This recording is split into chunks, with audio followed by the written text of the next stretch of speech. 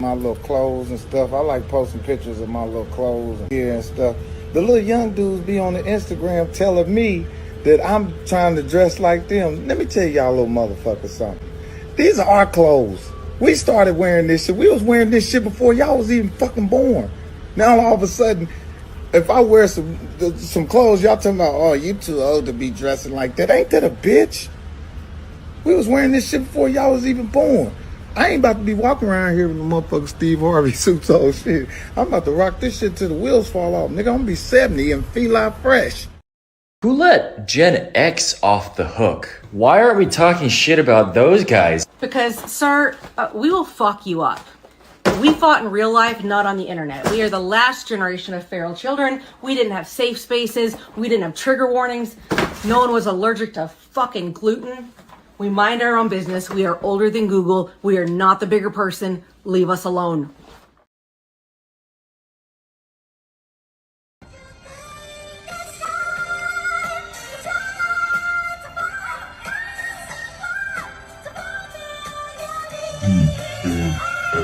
Yeah, the skill set is not a question, it's guaranteed. A carpenter when I build songs, I hear my beats. So I write in my overalls and tool belt. Give them heat till I see the walls and the booth melt. That's what I speak about now instead of one day. Eyes on the prize and my bags on the runway. Success on my destination tags. Hearing some say, see it when you return. Nah, homie, it's a one-way. They hate it when you start at the same place, but then they get left. I'm like, what you expect? Even my name's great. Like I'ma sit around moving at the same pace. We want the same thing, but we don't go for it the same way. We're like a Mexican on his way to job for. Just finished washing some dishes about to mop floors.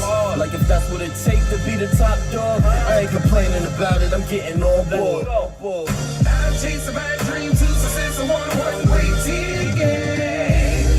My pride, my life, don't tell me how to live it. Champagne nights, strobe lights and big screens. I'm just living my dream, yeah. Sincere talking to buns. My whole life is about change. I switch it up, make it about face. Still I keep my eyes peeled to wear when around face. Hating cause they know that everything I drop sounds great. Looking for ways to stop me but never found breaks. Wanna rain on my parade, ain't a cloud break. I live my life like a movie that's about fame. So on the DVDs where you see them outtakes. Maybe that's the reason my future gets so downplayed. Chasing steak and potatoes is why I'm out late. A born king, I'm just trying to keep my crown straight. Still coming home to a lady with a frown face. I guess the tag on success is a high price. So I'm proactive, not wait until the time's right. Till my clear skin's 15 in the limelight. I can't let nobody tell me how to live my life. I'm gonna live my life. I'll do what I like. Champagne nights, all lights and big screens. I'm just living my dream.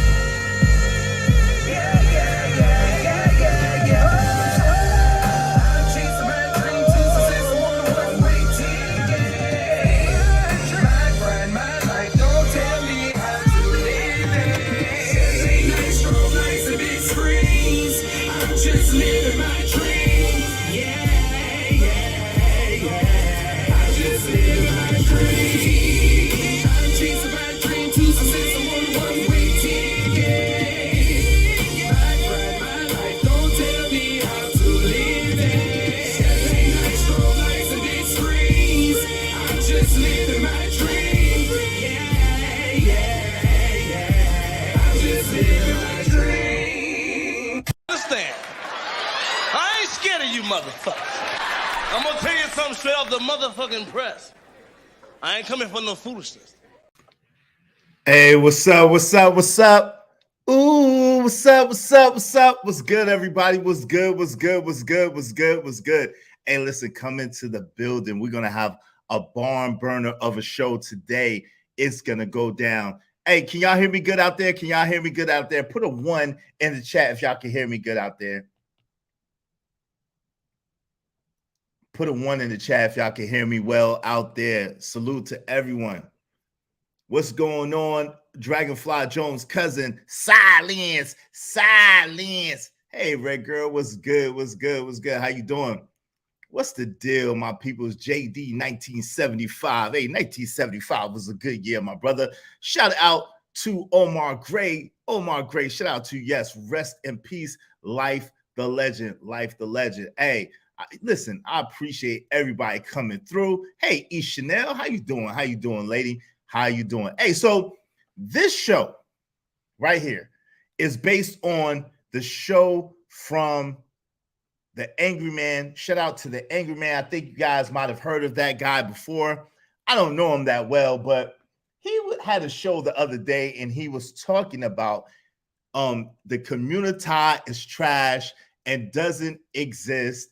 And he had 10 bullet points about the Communitah. So we're going to talk about that today.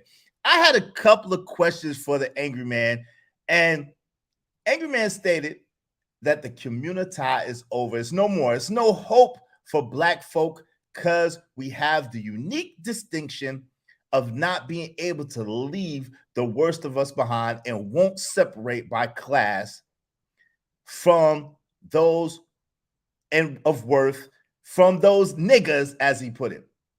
He said that the Communitah is a smoldering crater of nothingness.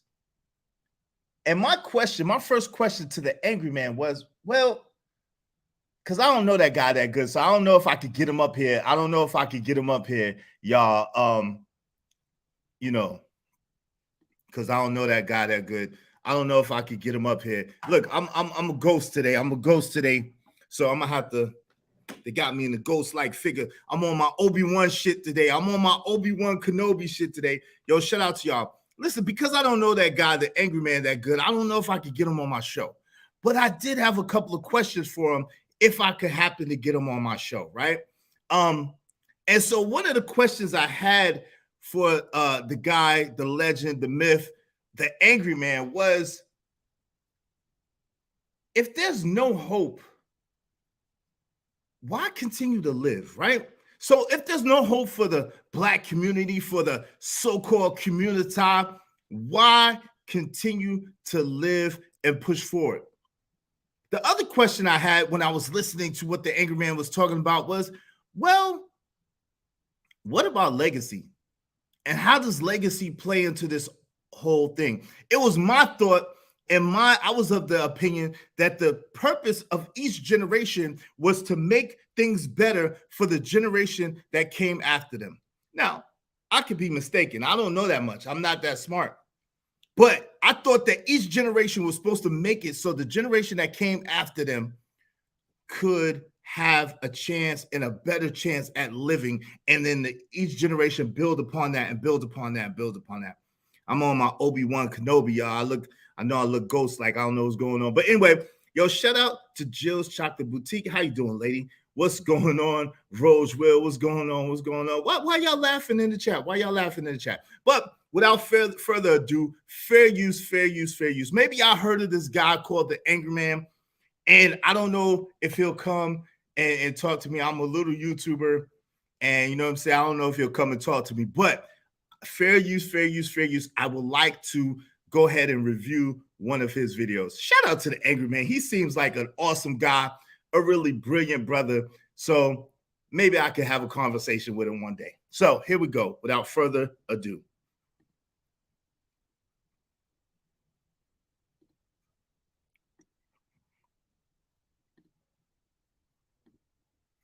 Hold on, y'all. Probably took me 40 talk. Like, this part is easy. This part is easy. This part is easy. Making it's easy as fuck. Shout out to JDF. For some people, it's hard. But for me, making content is not difficult. When I was up there on Israel's show, and he said, wait a minute, the Angry Man has been on my show before. Oh shit, the Angry Man has been on my show before. Ain't that so? I must have forgot. Hey, shout out to the Angry Man. Shout out to the Angry Man. What's going on, Miss D? How you doing? How you doing? How you doing? All right, let's go. Let's get it. Let's get it. Let's get it. And what he said, I got an idea for the content. I'm like, oh shit, I'm gonna do a show about how there's no hope for Black culture because of these reasons. And I typed out my list of 10 things. Probably took me 45 minutes to an hour. The actual content creation, to me, it's the easy part. Making a fire thumbnail, it's easy. Having the production is easy because I got all of the tools that I need. Like I said, when you got the tools you need, you can do shit. The hard part is getting fellas to support it. That is the hardest part. The hardest part is getting guys to support it, to keep the engine running. See, you got to realize when it comes to trying to accomplish things, you can build the machinery, but money is the oil. Money is the oil that makes the gears turn. Y'all heard that. Money is the oil that I agree with the angry man on that. So slide me some oil. Y'all know, like on the Wizard of Oz, slide your boy some oil. Listen, if you want to show love through the Cash App, hit the Cash App, $ Israel Mills. Show love through the Cash App. Also, if you want your comments highlighted in red all stream long, hit the Cash App, $ Israel Mills, and I will highlight and read your comments because I'm sure you all are going to want to weigh in on this topic. It was a lot of interesting things said. He made a lot of interesting points. Shout out to the angry man again. At the same time, it led me to several questions, and hopefully he'll come through. I don't know if he will, but hopefully he will come through, and that way I can ask him on live. All right, so here we go. Keeps the machine running, right? That's the way it is with anything. When it comes to politics, when it comes to the justice system, when it comes to corporate America, when it comes to banking, when it comes to nonprofit organizations, when it comes to, I don't care what the fuck it is you're doing. I don't care what you're involved in. When it comes to the educational system, money is the oil that keeps the machine running. Keeps it running. You feel me?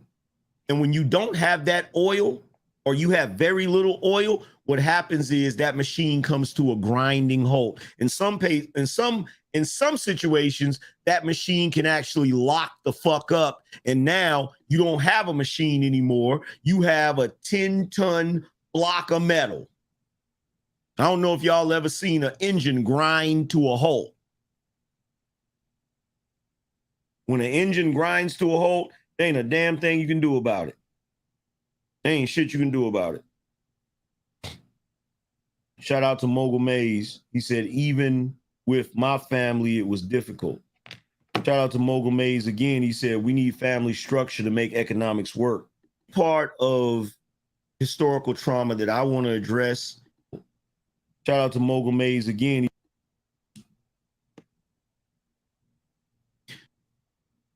Yo, thank y'all for the Cash Apps. I appreciate you, Clarence. Thank you for the Cash App. My brother Clarence said, for the show, bro. Peace to you. Peace to you also. My man, Ricky Webster, showed some love early in the building. Shout out to Ricky Webster supporting the show. Big Bro 100. Thank you. Listen, again, if y'all want, show some love through the Cash App, $ Israel Mills. I will highlight and read your comments. All right. So here we go. Here are the 10 things, the 10 reasons why there's no hope for Black culture or the Black community, according to the angry man. And this led me to some questions. So if anybody should happen to know this guy named the angry man, please tell him that the humble guy with the little channel, Israel Mills, has some questions for him. And please come over and see if he'll answer these questions. All right. Now, the last and final thing on my list is something that I don't really talk about a lot, but it is something that affects. Hey, Sugar Bum, how you doing? You gonna be on your best behavior today, Sugar Bum? What's up, lady? How you doing today? Good to see you, Sugar Bum. Be good, all right? Black culture, historical trauma, the intergenerational trauma resulting from a history of slavery, discrimination, and oppression, and its impact on the sense of hope within Black culture. The only part of historical trauma that I want to address is the fact that Black people will look back at what happened in the past and think that because that happened, that it's going to happen again. In other words, you have Black people that don't want to build another Black Wall Street because they're afraid that the same thing that happened to Black Wall Street is going to happen again. So wait a minute, wait a daggone minute, y'all. Wait a minute. Was I the only one that was a little confused? Because doesn't that kind of go against, this is his last point, and he's going to go into his last point, and then he's going to recap the 10 points, right? But if y'all watched that stream, did that comment or did that last point leave y'all a little bit confused? I want to hear what y'all have to say in the chat. Y'all tell me, y'all chime in and weigh in on that. That last comment left me, or last bullet point left me very, very confused and left me to have a whole bunch of questions. Yeah, fear is the key word so far. Yeah, but fear is false evidence appearing real, and we can't allow fear to dictate how we move in this society. But yo, I'm gonna play it, but I had some questions from that, and I just want to know. I know I'm a little weird, so maybe I was the only one that heard that, and it made me have a whole bunch of questions. But let's go further. Shout out to the angry man. And that mentality is both non-productive and paralyzing. But you have a lot of Black people that think that way. So before you can even attempt to try to fix Black culture, right, you have to address the fact that some people don't even want to fix Black culture because they think that if they try and fix it, somebody's going to destroy it. Shout out to Nathan. He said, just supporting the show. Appreciate you. I got to figure out what lead attorney be doing. I was watching lead attorney today, and I was like, holy shit. I wasn't in a state of mind that if they, I was like, damn, that's a major problem. And we got to figure out a way to fix that. So, running down the list again, the reason why there is no hope for fixing Black culture is because, one, you have a lack of positive role models. Two, you have cultural appropriation happening, and y'all don't even realize what cultural appropriation is, where you have people getting paid off of your culture and you're not making anything off of your culture. You have socioeconomic disparities, part of which comes from people getting paid off of your culture and you not getting paid off of it, right? You have media misrepresentation, which actually schools and teaches and socializes your children to engage in some very negative behavior. 5, you have internalized oppression, where you believe that everybody is out to get you, even when they're not. 6, you have a lack of educational opportunities, which prohibits your ability from being able to be upwardly mobile.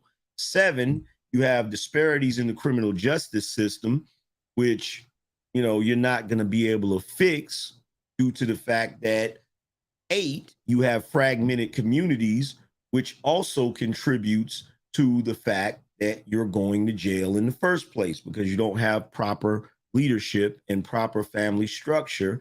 And then 9, you have limited economic empowerment, right? Which goes to what Dr. Claude Anderson was talking about on a regular basis. And then 10, you have historical trauma, which prohibits you from changing your way of thinking that actually will lead to you having more opportunities and being able to accomplish more goals. But these are the, right? You have to address the fact that some people don't even want to.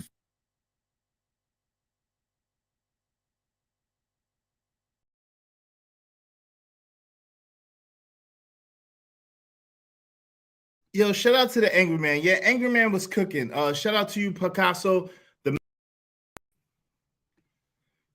Shout out to you, Picasso, the magnificent Judah 144. Yeah, y'all leave Sugar Bum alone. She is not acting up, if Sugar Bum is not acting up, y'all let her be. Let her be great. Y'all let Sugar Bum be great. What's up, Judah 144? What's up, Picasso Magnificent? What's up, MKM? Okay. I see you a little bit in there. Okay. What's up, T-Dub? Hey, yo, and her bigging up black women is not a crime. Y'all let her be great. If she's not trolling, let's don't get her today, okay? Let's let Sugar Bum live. Let's give our sister a chance. We're gonna give her a chance. Now, if she start trolling and acting crazy, y'all, you know, I understand. But in order to block her, unless she says trigger words or unless she says something just outright egregious or doxing someone, in order to block her, you have to pay to block her, okay? All right. So, what's up, Bucket 88? What's good with you? What's good with you, Bucket 88? So, this led me to a lot of questions. Angry Man definitely was cooking, and he definitely made some profound points, right? And some of which is kind of self-explanatory, to be honest, but he did put it in a very profound, eloquent, articulate way. Now, with that being said, it led me to a lot of questions, and I read what's that, Picasso? What's the Picasso? What's up, Chewy and Shy Show? What's going on? What's that? Yeah, y'all leave her alone. What's up, Jay Jermaine? What's the good? Let her live. And she did not let her live. Let her live. Hey, yo, Jay Jermaine, if you want to boot it, y'all could pay the 50, get her up out of here. She up out of here. But someone bring her back. That's what it is. But she is not terrorizing y'all. Y'all got to let her live. She's not terrorizing. She's not terrorizing. She's being on her best behavior right now. So y'all let her live. But anyway, let's go for it, right? I really wanted to ask Angry Man a couple of questions because he made a couple of really, really interesting points. So if anybody knows the Angry Man, tell him to come.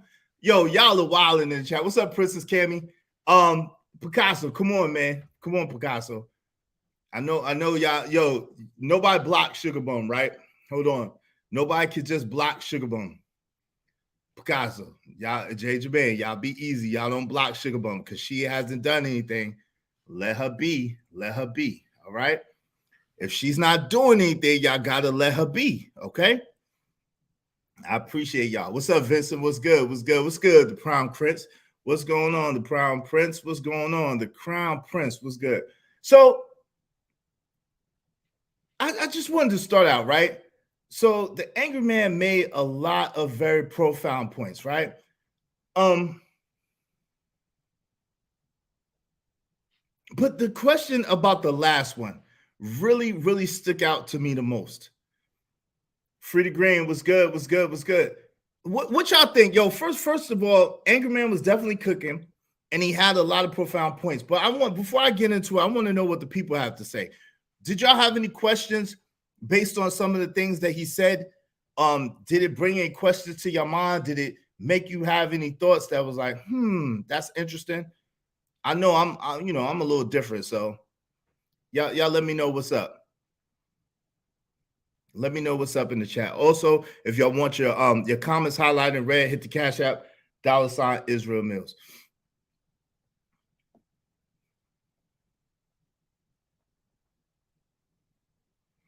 So the last point that he was making was the historical trauma that the past has caused in Black people, which basically paralyzes Black folks in fear of moving forward.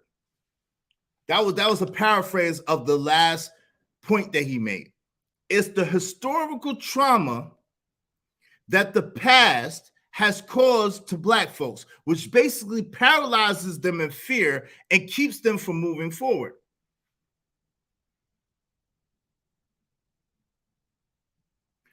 JD said, I think you triggered the trauma that we have those people, and it triggers trickle down, but only from the economic scene. But only from the economic sense. but more from a psychological approach in a matter. Yeah, I think it's more of psychological triggers that have us at this point where we are. Yo, yeah, JD 1975. Yeah, I appreciate the Cash App family. Yeah, so that's the thing, man. That's the thing. It is a psychological thing. Y'all ever heard of that? What they used to do with elephants was when an elephant was a baby elephant, right? They would tie the baby elephant to a post. And they would tie it there, especially in the circus. They would tie that elephant there. And every time that elephant tried to move, it you know what I'm saying, it couldn't move and it couldn't break free. And actually the chains that they had on the elephant were hurt its leg. And we all know that elephants grow to be tons and tons and tons and huge, massively huge beasts. And so these elephants would pull as they're younger and pull and pull and pull, and they could never break free. And it would hurt them and hurt them and hurt them to the point where they just gave up. And so as they grew and as they got bigger, they stopped trying to escape. And so finally what the trainer does is they take away the rope. They take away the rope. They take away the chains. No more ropes, no more chains. And because they have the mindset of that elephant from a baby, it no longer is a threat to escape. It will hold itself back. An elephant is also crazy because the elephant is afraid of mice. And that is the most interesting thing ever, that a big, massive, powerful beast would be afraid of a little bitty mouse. But also the mentality of that elephant when it's young, when they get it, when it's young, they program it and they keep it from being able to escape because they can't escape in their mind, because they ran into barriers, because they ran into obstacles, because they ran into different things. It keeps them from moving forward in their mind. All right. And that's crazy. That is crazy. Absolutely crazy. NKM said the community is doomed because of Black females. Okay, well, you know, hey, listen, that's a lot of people feel that way. But I don't want to so much of do a finger pointing exercise as I would like to ask some very, very profound questions. The first question is, if the community is in fact doomed, the first thing is, what can we do about it? Because in fact, if we say that there's nothing that we could do about it and there's nothing that we could do, what is the point of living? What is the point of going forward? What is the point of moving through this situation if we are just doomed and we have no hope? I really want to understand what y'all have to say. Poor little Tink Tink. Shout out to Vibe with Big Heavy Podcast. Shout out to you, fam. Because it can run up the trunk. Their trunk. Oh, talking about the mouse. Okay. So let's say there is no community, how do y'all define community? Community to me is a group of people with like minds and like agenda that come together for the purpose and plan of specific things. They have things in common and they come together. That's the community. People who you live around, and generally speaking, y'all have like mind and like purpose, and y'all moving towards a certain goal. In my definition, that's my definition of community. What's up, Lazarus? What's going on?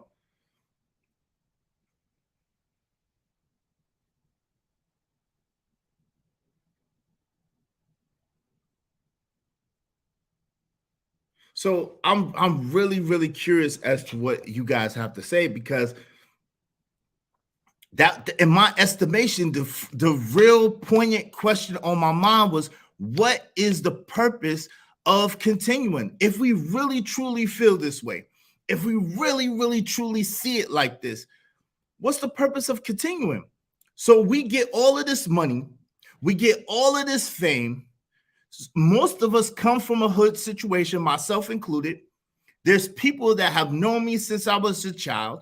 I grew up with them, grew up in this circumstance. So let's say I blow up and I make it big. and I never go back to the hood.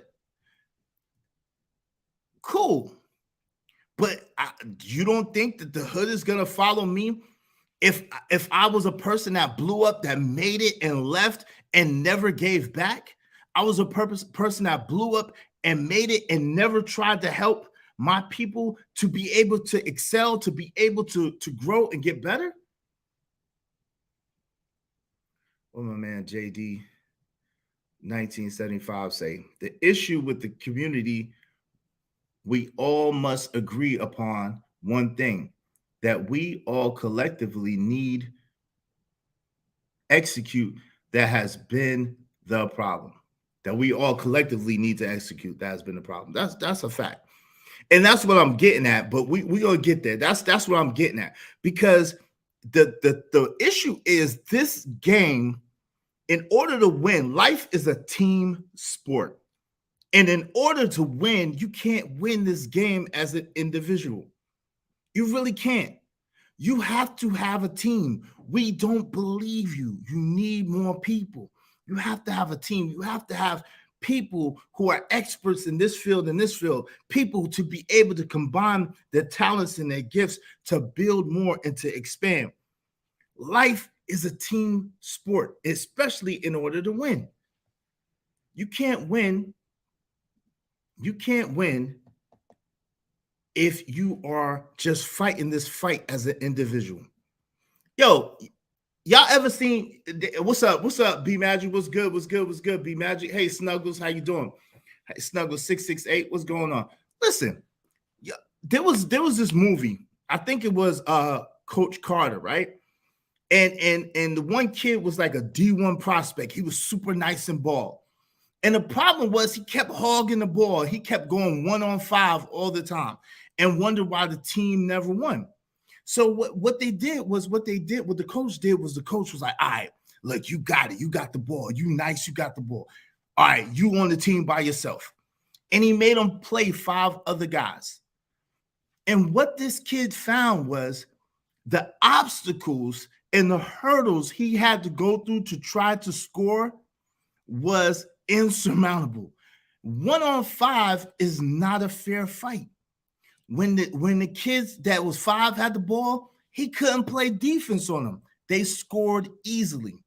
When he tried to score, he had the toughest time in the world trying to score. What the coach was trying to get him to understand is team, together, each accomplish more. There's no I in team. We have to work together to accomplish more, to bring greater, to do more. So like I was saying before, if I'm the individual, I'm from the hood, I leave the hood, I become successful, I never give back to the hood, I never bring anybody up, I never elevate anybody that looks like me or comes from where I come from. You think that as a Black person in America that I'm gonna be able to live and be okay? Pop Smoke, anybody? He was in Malibu. Pop Smoke was in Malibu in a mansion, was he not? Extension, anybody? Wasn't he? God rest Pop Smoke soul. God rest Extension soul. Wasn't he at a dealership trying to buy something? And it followed him there. What about my man? Was Duck from Chicago? Wasn't he on the Magnificent Mile? God rest his soul. Wasn't he on the Magnificent Mile at like Saks or something like that at a high profile store? Yo, so that's what I'm saying. Like Dragonfly Jones' cousin, it is not like, yo, we do not have the luxury as Black people in America of playing that game, especially Black men. We know how this ends. If you don't have no squad, if you don't have no people, if you don't have no backing, you are a pig waiting for the slaughter. Facts, period, point blank, period. Shout out to my man, Jay Jermaine. Thank you for always showing love and support, Jay Jermaine. I really appreciate you. I really appreciate you. Yeah, rest in peace, XXX Estacion, rest in peace, Pop Smoke, Clout, rest in peace, Duck, You know what I'm saying? From Chicago. And the list goes on and on and on. Well, yeah, Sugar Bum, and unfortunately, that is accurate. It is black men. That's you know, you don't say much accurate, Sugar Bum. Now I'm messing with you, but that is accurate. Unfortunately, it is black men. It's black men. Black women don't have to face that a lot of times. So a lot of times as black men, when we become successful, when we become financially independent, we still, if we don't have any backing, any people, if we have not given back, if we have not brought back, then we still, there's hell to pay. Now, I know a lot of y'all say, well, what about Young Dolph? Rest in peace, Young Dolph. He was in the hood buying cookies. It can happen. What about, you know what I'm saying? What about P&B Rock? God rest his soul. He was in the hood. He was in the hood at Roscoe's Chicken and Waffles. What? He was getting chicken and waffles. God rest his soul. Right? Now, Takeoff, God rest Takeoff's soul. He wasn't, you know what I'm saying? That was kind of like a neutral place. I think it was near the suburbs or whatever. And the tragedy, but stuff happens. At the same time, best believe Young Dolph has enemies and he had ops. That's obvious. But he was a legend in his city. He was a legend in his city and really around the world because of the impact, the things that he was doing within his community, the help that he was given. Now, y'all say, well, yo, he died. Yo, guess what? None of us are going to live this life, are going to leave this life alive. None of us leave this life alive. We come in and we go out. The only way any of us are going to leave this life is through death. We all going to die. But it's not about dying because all of us die. It's about how we live, what we gave. What kind of mark did we leave behind? What kind of legacy did we leave behind? What kind of impact did we have on the world? Because we'll talk about Nipsey Hussle and we'll say, oh, well, he died on Slauson and died near a store and stuff like that. Why was he in the hood? But guess what? One thing's for sure, two things for certain. He is a legend. One thing's for sure, two things for certain. He gave back to his community and he uplifted and gave back to the people. So that has an impact. That makes a difference because guess what? As much as we loved him and he was a beloved brother and we all loved him, most of us loved him, he was going to go. I'm going to go one day. You are going to go one day. There's no way for us to avoid that. At the same time, how did I live? How do you live? What are you giving back? Is your living in vain? Is it just all about you and your needs and your wants? Or are you living to make your community better? Are you living to make the people around you better? Are you living so that your people that look like you and identify with you can have something to look up to and something to aspire to? What are we doing, y'all? What are we doing? Yo, shout out to Eric J. You know what I'm saying? What's up, family? How you doing? Shout out to Travel One. What's going on? So my man James Jermaine said, I'll take Young Dolph over that XX. I mean, I hear you, but at the same time, Young Dolph did do for his community, and so did Nipsey Hussle.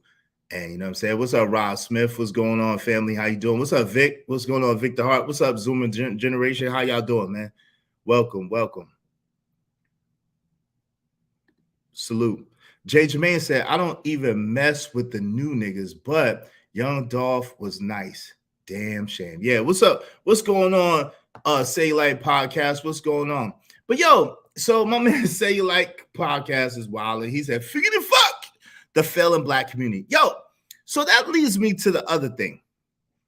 And I wish I could get Angry Man, that guy named Angry Man up here so I could ask him some questions. But that leads me to the other thing. Okay, let's say the black community is failing, and because it's failed so much, it doesn't exist. Y'all still didn't answer the question, should we just give up on life? Should we just give up? Because guess what? If I am ultra successful, I move away, I move my son away. Haven't y'all, man, before I continue this story, haven't y'all been watching Bel Air? Have y'all watched Bel Air? So Philip Banks and Vivian Banks in the new one was from the hood, down for the cause, became successful, ultra successful lawyer, because he's not a judge in this one. Going to be the district attorney or whatever the case may be, attorney general or whatever, he's going for that. Ultra successful, ultra rich. So now you have their children, and they're rich, and they're polished, and they're going to the best of schools. Don't they still have issues? Don't they still? They're just a little different. It's not, mama, how we gonna eat today? Because they eating good. They living in a beautiful home. Their home's so big and beautiful, look like a damn museum, and that's a beautiful thing. But the thing is, identity crisis is one of the issues, because guess what? You're not black enough no more because you're getting money to fit in with the black kids, and that's one thing that happens, unfortunately. But your ass ain't never gonna be white, so you ain't really all the way fitting in with the white kids either. And even when you try to assimilate and try to allow them into your culture, and they disrespect you, and they disrespect your culture, disrespect your people, you're in a catch-22 situation, which Carlton found himself in, right? And then we had, what's up, Smiling Eyes 53, how you doing? Then we had Ashley. And Ashley went to this great school and this great this and great that. And then she had a teacher who was talking about the beautiful things about the Black experience. And those books were not on the list. You can't mention those books. You can't talk about those books, and she got fired. So it's issues no matter what. The human experience is filled with issues. The human experience is filled with challenges and obstacles and hurdles to climb and go through.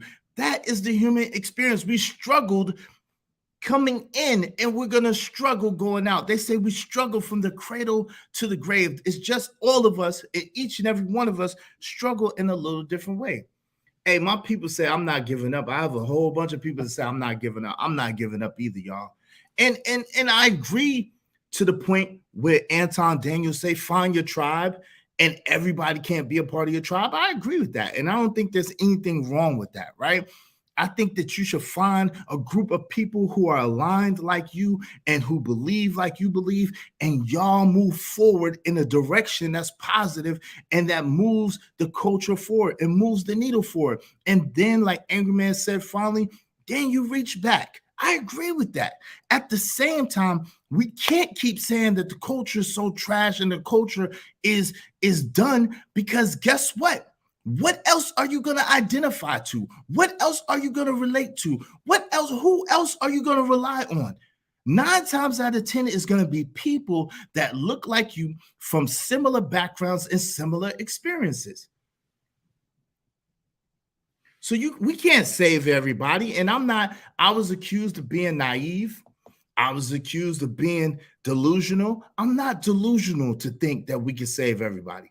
I'm not naive enough to think that everybody's going to come along or it's going to be some shining utopia. Because guess what? It's not like that in America, period. At the same time, there is a space and there is a chance that we could get together with the people who think like us, who are forward thinking, who are forward moving, and we can make a difference. So I want to start talking about solutions. It's okay to say it's okay.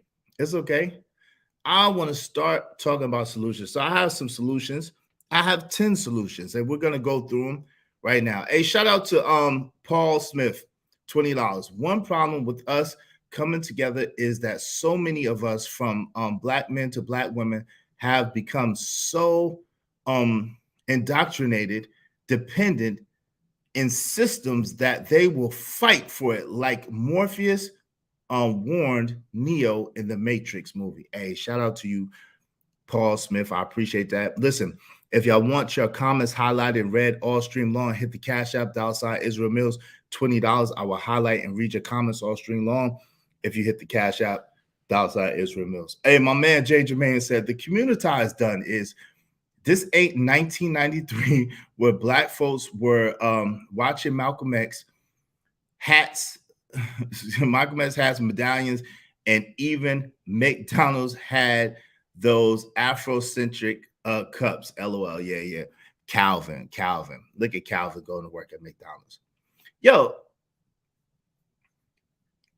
what's up, KJ Eternal 22? What's good? Y'all hit the Cash App. Y'all show some love. Well, yo, I really want to open this panel up. You know what I'm saying? So we need 4 more contributors to open the panel up. Y'all know how we do. I don't really open up the panel over here on this particular channel unless we do the contributors on the other channel. The Toxic Avengers on Friday at 7 o'clock is an open panel, but we definitely need the contributors to open it up on this one. My man B Magic said we have to change what is popular in our culture for the positive. Changing the culture is highly important. IMO, no doubt about it. Listen, so because in my mind, I'm just saying, and I know I'm different, y'all. I know I'm weird and different, and I got a little different mindset, and it might seem ultra optimistic or ultra naive. I'm not naive. I'm not naive, and I'm not so out there that I can't see the realities of the situation, right? I do understand that there is a lot of determining factors, but here's some things that we can do, y'all. Here are some things that we can do and begin to do to try to build back our community. Okay? So one of the things, like I'm looking at it, right? And we comment on the small hats a lot. And the small hats represent less than 1% of the American population. Less than 1% of the American population. And due to that mass incident that happened, a lot of their numbers were taken down due to what they went through. May God rest those people's soul, and I'm sorry for that tragedy, right? At the same time, right, while they say that we only represent 13 to 14% of the American population, we lost millions and millions through Planned Parenthood, and we've also lost millions and millions through the slave trade and enslavement of blacks in America, right? But right now they say we make up 13 to 14% of the total American population. So I'm saying that if a group of people who represent less than 1% of the American population could be some of the wealthiest people, some of the most influential people in America, then surely a group that represents more than 10% of the American numbers, American populace or population, we can do 10 times as much, right? Now, again, this is not saying like, yo, we got to bring everybody along or everybody's going to do this or everybody's going to do that. We're not saying that. Those small hats were the majority of our, slave owners. Yeah, well, they definitely funded it. That's a whole nother conversation, and you're not wrong. Y'all hit the Cash App, show some love through the Cash App. Hey, say like, hit the Cash App, man. So I see you twerking in the chat. I'm going to highlight and read your comments. Hit the Cash App, $Israel Mills. Yo, my man B Magic is that guy. My man B Magic is that guy. Let me see. My man said, open, he hit the blessing. He hit the blessing button and he said, open up the panel, please. Yo, y'all show some love through the Cash App, $Israel Mills. If you want your comments highlighted in red, Yo, my man B Magic, show love. He blessed the Cash App. I'm gonna open up the panel. Shout out to you, B Magic. Because I know, I can't be bought, Trucker Yell, but I can be borrowed. I can be borrowed a little bit. All right. So here we go. Here we go. Without further to do. You know what I'm saying? Yo, but y'all make sure y'all showing love through the Cash App, outside Israel Mills. Also, everybody but B Magic, because he paid the cost. Now, unless y'all gonna drop like 150, but everybody but B Magic can get dropped. And if Angry Man come up, y'all know Angry Man can't get dropped. But everybody else can get dropped. Now, also, if Angry Man should decide, let me just let y'all know off the top. If Angry Man should decide to come through, I probably will drop y'all down for a little bit so I can ask Angry Man some direct questions, because I did want to converse with Angry Man. But if he doesn't, then we'll just chop it up and talk from there. All right. So here we go, y'all. Let me drop this link for y'all. Here is the link. Here's the link, and we could chop it up, because I definitely want to interested in what y'all have to say in real time. It's kind of hard to discuss it with y'all through the chat, but here it is. The link is right here. My man Jay Jermaine said that's why they won't leave us alone. Oh, you talking about yeah. But let's don't go too far. I don't want to go too far off the topic. I don't want to go too far off the topic. So what I'm going to do is, in the meantime, in between time, while we are waiting for the people to come up, yo, my man, shout out to you. Say Like Podcast, showing love through the Cash App. Let me read through some of these, highlight these chats, because I've seen you going off in the chat. Let me go back a little bit, because my man Say Like was going off in the chat. Let me see. Say Like said, ain't shit single mothers, ain't shit single fathers, effed up kids, effed up parents, effed up schools. Everything is effed up. Damn, Say Like, damn, bro. Shit. We should have gave up on life. Yo, you think, wait. Oh, we shouldn't. Okay, I'm about to say we shouldn't give up on life. Okay. But yo, I Say Like, yeah, you gotta come up, because I want to hit the Communitah don't like positivity. Well, get a Communitah that does. The culture is trash. Yo, the link is in the chat. I'm gonna pin it to the top.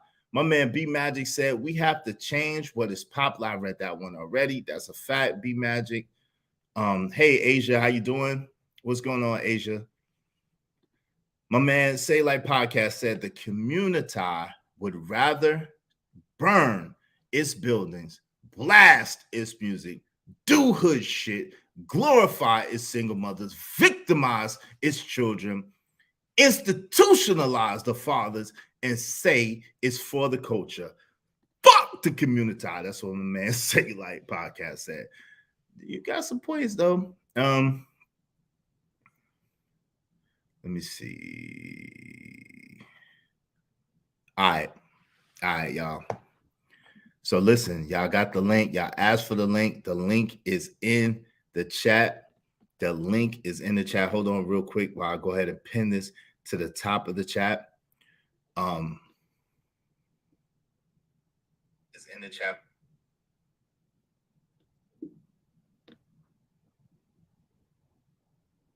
All right, the link is pinned to the top of the chat. All right, look. So yeah, this is live. This is live. So let me offer something, doing a bit of collecting. I'll be on shortly, no doubt. Shout out to you, Say Like Podcast. Yo, let me offer these little solutions so y'all can give me the pushback. All right.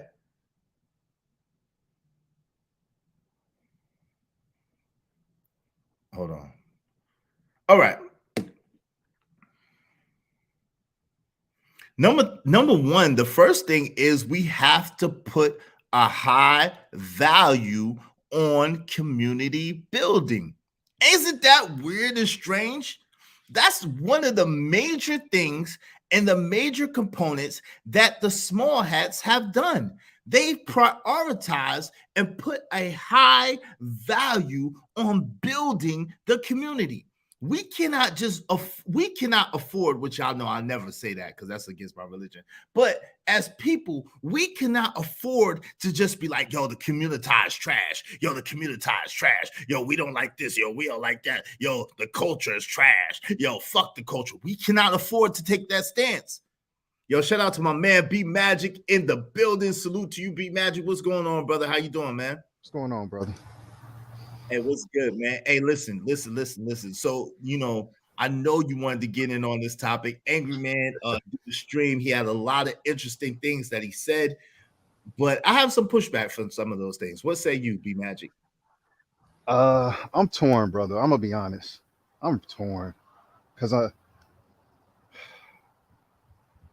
it's a marathon. That's all I'm gonna say. It's a marathon. This ain't no sprint at all. This is a long process of trying to fix things within the community, and that's what I started calling it. I used to try to call it a community, but I can't. I'm a person of terminology, so I can't call something what I don't think it is. We not a community anymore. There's just so much going on out there. There's so much going on in these neighborhoods. So much negativity, toxicity. But I also have a heart. I also got a heart for the people. There's certain things that I don't want to get lost. So many other cultures and civilizations have lost stuff because they either stop fighting or they stop caring.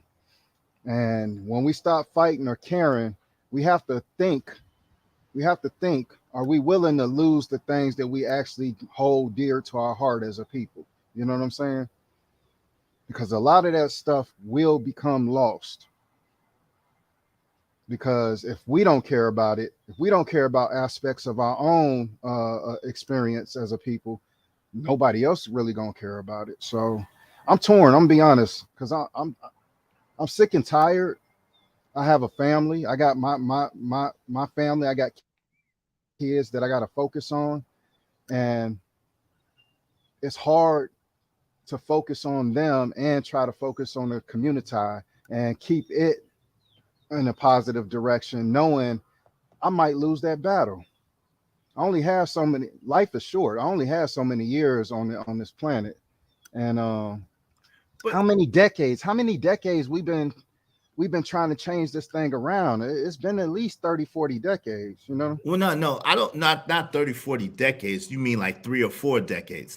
But yeah, 3 or 4 decades. 3 or 4 decades. Yeah, that's what I meant. 3 or 4 decades. Yeah, but yeah. B Magic. So this is what I imagine and I think about in my mind, right? I don't know if you aware, but in the 60s and the 70s, right? Heroin overtook. We talk about crack all the time, but heroin took over, especially major cities like Harlem. Oh yeah, and around the country, right? Heroin took and swept through the black community, and it was Nicky crazy. Barnes. Yeah, it was crazy, right? Yeah. Imagine, and with that, I think in my mind, the speakers of the time, we had Dr. Martin Luther King Jr., we had Brother Malcolm X, you know what I'm saying? Adam Clayton Powell Jr., for whatever you think about him, Thurgood Marshall. We had so many prolific minds and brothers that was speaking up for the people. And I say, imagine if during those times of segregation and Jim Crow, if they had given up.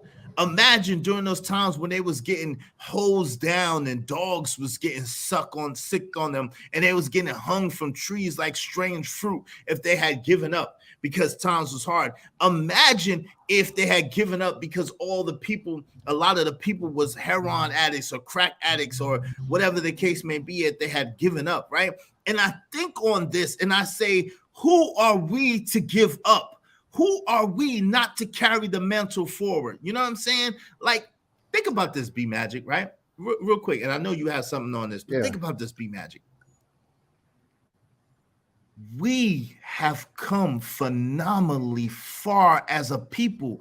We don't give ourselves enough credit, bro. Do you understand? From 1865, right? Which was the signing of the Emancipation Proclamation, to the 1900 1900s, like early 1900s up until 1920, where Black Wall Street was thriving all across America. Do you understand that was less than 60 years? That was less than 60 years where people were a people who went from being enslaved in America to thriving communities of their own, learning how to read English and write English and becoming some of the greatest minds, inventors, and pro what they call it? Basically citizens of this great nation. We had our own communities. We had our own thriving businesses. You even pointed this out before, right? Oh, yeah. And so we have to understand that, yo, that is not that long of a time. It's less than 60 years. We're talking about 55 years from the time that people were enslaved in America to the time where they were authors and they were musicians and they were profound business people, and they had, all kinds of industrial inventions and things like that. You see what I'm saying? I understand what you're saying, but brother, we still have to put history into context. Yes, on the scale of history, 60 years is a short period of time, but also on the scale of history and context and perspective, a lot can happen in 60 years. A lot of damage can happen. Civilizations have demolished themselves in less than 60 years before over just one or two wars. So when you're talking about history and the timeline, yes, it's a short period of time in the whole scheme of history and the timeline, but there's a lot that can happen positively in 60 years, and a lot of damage can be happening in 60 years. And I think within those 60 years, a lot of damage has happened. So much damage that we referring to our current society and civilization as if it's Sodom and Gomorrah. Well, and okay. We all know how that story. We ended. Do, and that's fair. At the same time, that is the majority society. That does not just affect so-called Black people in America. Right. But we can't be so, and I have to talk to a lot of people like this. We get emotional, and I understand we humans and we do have emotions, and we emotional about our people as if we were emotional about ourselves. The Black community is doing bad. It's been doing bad for a long time. Are majority of Black people inside of the Black part of the civilization, are they doing okay? Yeah, they're working 9 to 5, blue collar. They go out here, they grinding, they surviving, they thriving. Some of us are thriving. Hold on, I got an ambulance going by. All right, you go. Hey, let me read these while you go ahead and mute real quick while I read these real quick. Hey, shout out to Jay Jermaine. Jay Jermaine said heroin was huge in the cities back then. Even your favorite musicians were on it. 1930s to the 1970s. Yeah, no doubt about it. That's no doubt about it. Came through and swept through. Hey, shout out to Rogue Sage. What's going on, brother? How you been, Rogue Sage? Shout out to you. Rogue Sage said we had to build our own and work together. It was by necessity because of the external threat, aka systematic racism during the mid to early 20th century. Excuse me. What is the external threat now? That's a good question. We're going to get into that. And my man Jay Man said, donate to the channel and hit the like button. Yes, definitely. Please show some love through the Cash App and hit the like button. Listen, if y'all are tired of people in the chat, y'all know what y'all can do too. Hit the Cash App, $ Israel Mills, and it's $10 per 5 minutes. You can time them out. $10 per 5 minutes in the Cash App, $ Israel Mills. If you don't want them over here, you don't want them talking, $50. Go ahead and boot them out forever. Y'all know what it is. We listen. It is free speech over here. At the same time, as we know, like Aaron O pointed out. Shout out to Aaron O. The First Amendment was the freedom of speech, but the Second Amendment was the right to bear arms. So you have to protect that freedom of speech sometimes, and sometimes it can be taken away. So listen, This is capitalism over here, a free market society. We love free market system over here. So if you want to boot somebody out the chat, just give them a timeout. Let them know they talking crazy. $10 per 5 minutes to the Cash App $ Israel Mills and tell me who you want to boot out the chat. If you want them gone, $50. Get them out of here. All right? Go ahead, family. Shout out to you, Rose Sage. I appreciate the love and support. Thank you, brother. So as I was saying, I've had these many conversations with a lot of our brothers and sisters, and it's like we look at us as a people same way we look at ourselves as individuals. Like, you better not say nothing slick out your mouth, even if it's factual, or even if it's, you know what I'm saying, it might hurt a little bit. We on the bottom of a lot of the metrics of our current civilization and society in America. The community is at the bottom on a lot of these things, and we do have some portions where we're doing well. Like, I think they came out with a report about fathers, the black men are the most involved in their children's lives. Mm-hmm. That's awesome, actually. Mm-hmm. But we still got to focus on the other aspect of it, because you got to give that context. Okay, black men are involved with their children's lives. That's great. But how is that life? You know what I'm saying? Are those kids still having to worry about catching a bullet? Are they still having to worry about, is their mother on government assistance? We don't know the full effect of the rest of that context or that stat or that statistic. Mm-hmm. But what I'm saying is, we got to understand that we are in a trauma situation, and we got to deal with these traumas as a people. And if we don't deal with these traumas as a people, then what Angry Man and Anton is saying, hey, it's just gonna come to fruition. And it's all, and right now we're not dealing with no traumas as a people.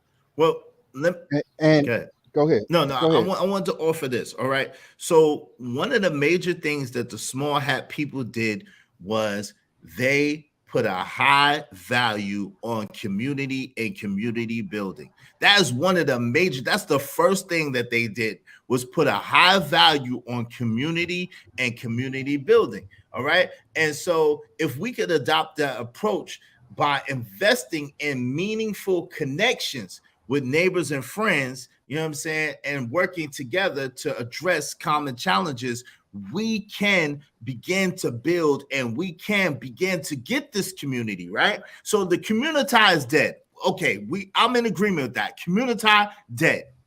Let's build a community of like-minded individuals where we A alike, A alike, B alike, so we see alike, and then we build upon that, and we have something to leave to our children. So number one thing, having a high value on community and community building. What do you say about that one? Okay, so we have to understand that I think I said this in your last live stream, but we were on trajectory. I said that word right this time. We was on trajectory to being the little hat people. Better. We was on trajectory to being better than them. Yes. So what links the little hat people and linked us at one point was the same thing. Mm-hmm. We don't have that no more. They still have it. We don't have that foundational structure that we once had. Feel how you may feel about religion, but religion had us to the point where we had some foundation and structure. Mm. When we started pushing religion and spirituality out of our family structure, everything else broke down after that. That's a good point. So what you saying community, what is going to be greater than the individual or the individual's family to bring a community together? Because at one point we had church. At one point we had something that we felt, we had religion, the fear of God. You know what I'm saying? The Bible, rules, regulations, policies that we abide by the word. What do we have now? We got to get back to the foundation first. What is the foundation for what you're talking about? What's going to get people to even somebody like myself? I got to have something greater than me and my family that I believe in. And right now, I'm going to be honest. I'm not a religious person. I just care about my family. Mhm. And caring about your family, I'm gonna be honest, is just not good enough. That's true. That's true. It's not, That's true. because that's still a selfish intent. You got to have something stronger than selfish intents. Something you understand what I'm saying? No Yeah. doubt. And DMP said this, and shout out to DMP. I got to give him credit for this. We was having a conversation over there at the Trigger Mike show a while back, probably about 4 or 5 months back. Shout out to Trigger Mike. And DMP said, yo, if you are straight and you only focus on your house and your children are straight, what about all those children that your kid is going to be around when he leave outside of your house? If those kids are terrorists, if those kids don't have no direction and no focus, your child is going to be a straight child of food. They're going to be food out there in society. So that is the importance of building community and having a community. Yes, the communitah is dead, but we need to focus on building a community that could re-raise, you know what I'm saying, the leaders, and re-raise the teachers, and re-raise people who are substantive in society. Let me read this, and then I want to offer another one. The crab in a bucket mentality will impede any attempts to community building. Plus, there are too many people who benefit from Black dysfunction. But but that ain't got nothing to do with us. I don't like Rogue Sage. I ain't gonna lie to you. I don't like that one, brother. You know, yeah. I agree with you. I respect you. I don't like that one. I think that that's an excuse. I think that excuses are the tools of incompetence that lead to mountains of nothingness. to take the quote, we have got to. My dad always taught me you could have results or you can have excuses, but you can't have both. Just because something is challenging, just because something is hard, just because there's obstacles, does not mean that you have to succumb to those challenges, that you have to succumb to those obstacles, and you have to succumb to it. You could overcome it. You could go through it. You could go under it. You could go over it. Do whatever we have to do, but we must accomplish the mission. We must accomplish the mission. We have to burn all the boats behind us. We have to burn everything behind us and say, we're going to go forward or die. We're going to win or we're going to die. We can't say, oh, well, Black people don't work together. Oh, well, Black folks don't want to do right. Oh, well, the crab's in a bucket. And like I said, Rogue Sage, you know, I definitely respect you, but that's where I do not agree. We have to move forward by any means necessary. What's going on? What's going on? Either man Williams was good. Move to a rich neighborhood. Yeah, hey Trinidad T, how you doing? How you doing? That ain't working either. As Israel said earlier, they getting the people in rich neighborhoods. If they can kill somebody on Madison Avenue in Chicago, coming out of Neiman Marcus or Saks Fifth Avenue, or old girl in Atlanta in Bunkhead that just got murked in an Uber the other day. The high class don't mean nothing. Or in Malibu in a mansion. Yeah, it's spreading. It's just not contained to one area no more. So all I'm gonna say is this is how I know this is possible, because the turmoil of slavery was way worse than what we got going on right now. Exactly. Bars. I don't care what nobody say. Bars. The turmoil of slavery was way worse than what we got going on. Way now. Worse. And if we can have people in government by the end of the 1800s and overcome that and have universities built, come on now. What it is what is our foundation as a people? What is our foundation? Do we have a common foundation to build off of? We had it before. What is our common foundation now? If somebody can answer that question, and besides it being self or family, because that can still be turned into a selfish intent, what is deeper and stronger than us that we can build off of?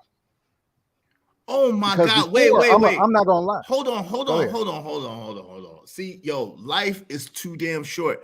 I just saw that DC Young Fly's girl passed away. Did y'all anybody else hear this? That DC Young Fly's girl passed away? That's crazy. She's a I hate to say girl. it, but you got to research that stuff, man. Yeah, I gotta look at it. You gotta make sure that's a real source. Yeah. Let me check on that. But yo, give me 1 second. Hey, shout out to Trinidad T, Mr. Israel, and Mr. B. Great convo. Trinidad T, thank you. Appreciate you. My man Black Mentor always showing love and support. I appreciate you. Thank you. My man Just Jules. What Jules say? Jules, yo, shout out to you. Jules said, excuse me. Israel, you ever read Eugene Robinson's Disintegration? The Splintering of Black America? No, I've never read that particular book. This idea has been out there at least the past 15 years. Wow, yo, I need to. I think he's talking about what I'm talking about as far as building. Yo, what idea exactly are you talking about? That's what I'm saying. They've been trying for decades to, But listen, we got. Go ahead. But we just got to do it. We don't have a foundation to build off of. It's like trying to build a house with no foundation. It doesn't work. Hey, shout out to D-Rock. What is our foundation as a people to build off of? No doubt. Shout out to D-Rock. It has to be strong. It has to be strong. No doubt. Hey, D-Rock then said, much respect is, but it's over for Black peoples as a whole. Yo, but D-Rock did, if it's over for Black people as a whole and we Black, then what chance do we have? I cannot believe that, and I cannot accept that. I got love for y'all, but I can't accept that. To be honest, the possibility is higher than what we actually think it is. Absolutely. Hey, shout out to Rogue says, he said, agreed. First, a separation from the current Black Communitah is fundamental. Then start building. Yeah, I could agree to that. Hey, what say you, MRM? Hey, listen, when we have good brothers, phenomenal brothers like MRM in our midst, and my man B Magic in our midst, I know that there's a chance that we can rebuild and we can make something. Go ahead, MRM. What say you, family? What's going on, man? How you doing? Man? Doing good. What I wanted to say to this is that when you guys were talking earlier about the how people usually come at the Black community when it comes to pointing out all the things that we are doing, when it comes to the bad things, I always tell people what we got to do, because people become really offensive at that. They'll get mad when you start talking about all the craziness that's going on in the Blacks. What I tell them, I say, being in medicine, you got to look at it from a standpoint. I want them to think about those issues with Black people as being symptoms, right? All these things, Black on Black crime, no fathers in the homes, baby mamas. Let's look at those and say we calling those things symptoms. Now the question is, what are we going to do about it? Now that's where it gets really interested in it, because everybody can point out and state out all the things, what's wrong with it. But what about how to solve? What about how to treat those symptoms? Better yet, what about treating the issue that's causing those symptoms?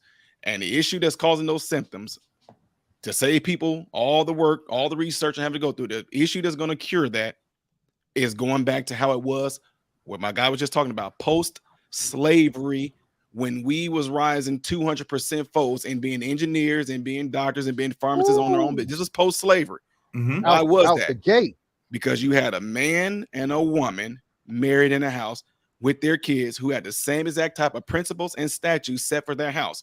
And if they had those principles and statutes set for their house, guess what their other post-slavery neighbors have for their homes as well? The same exact principles. And they prioritize community. And that's the first thing. Well, and wait, here's the kicker though.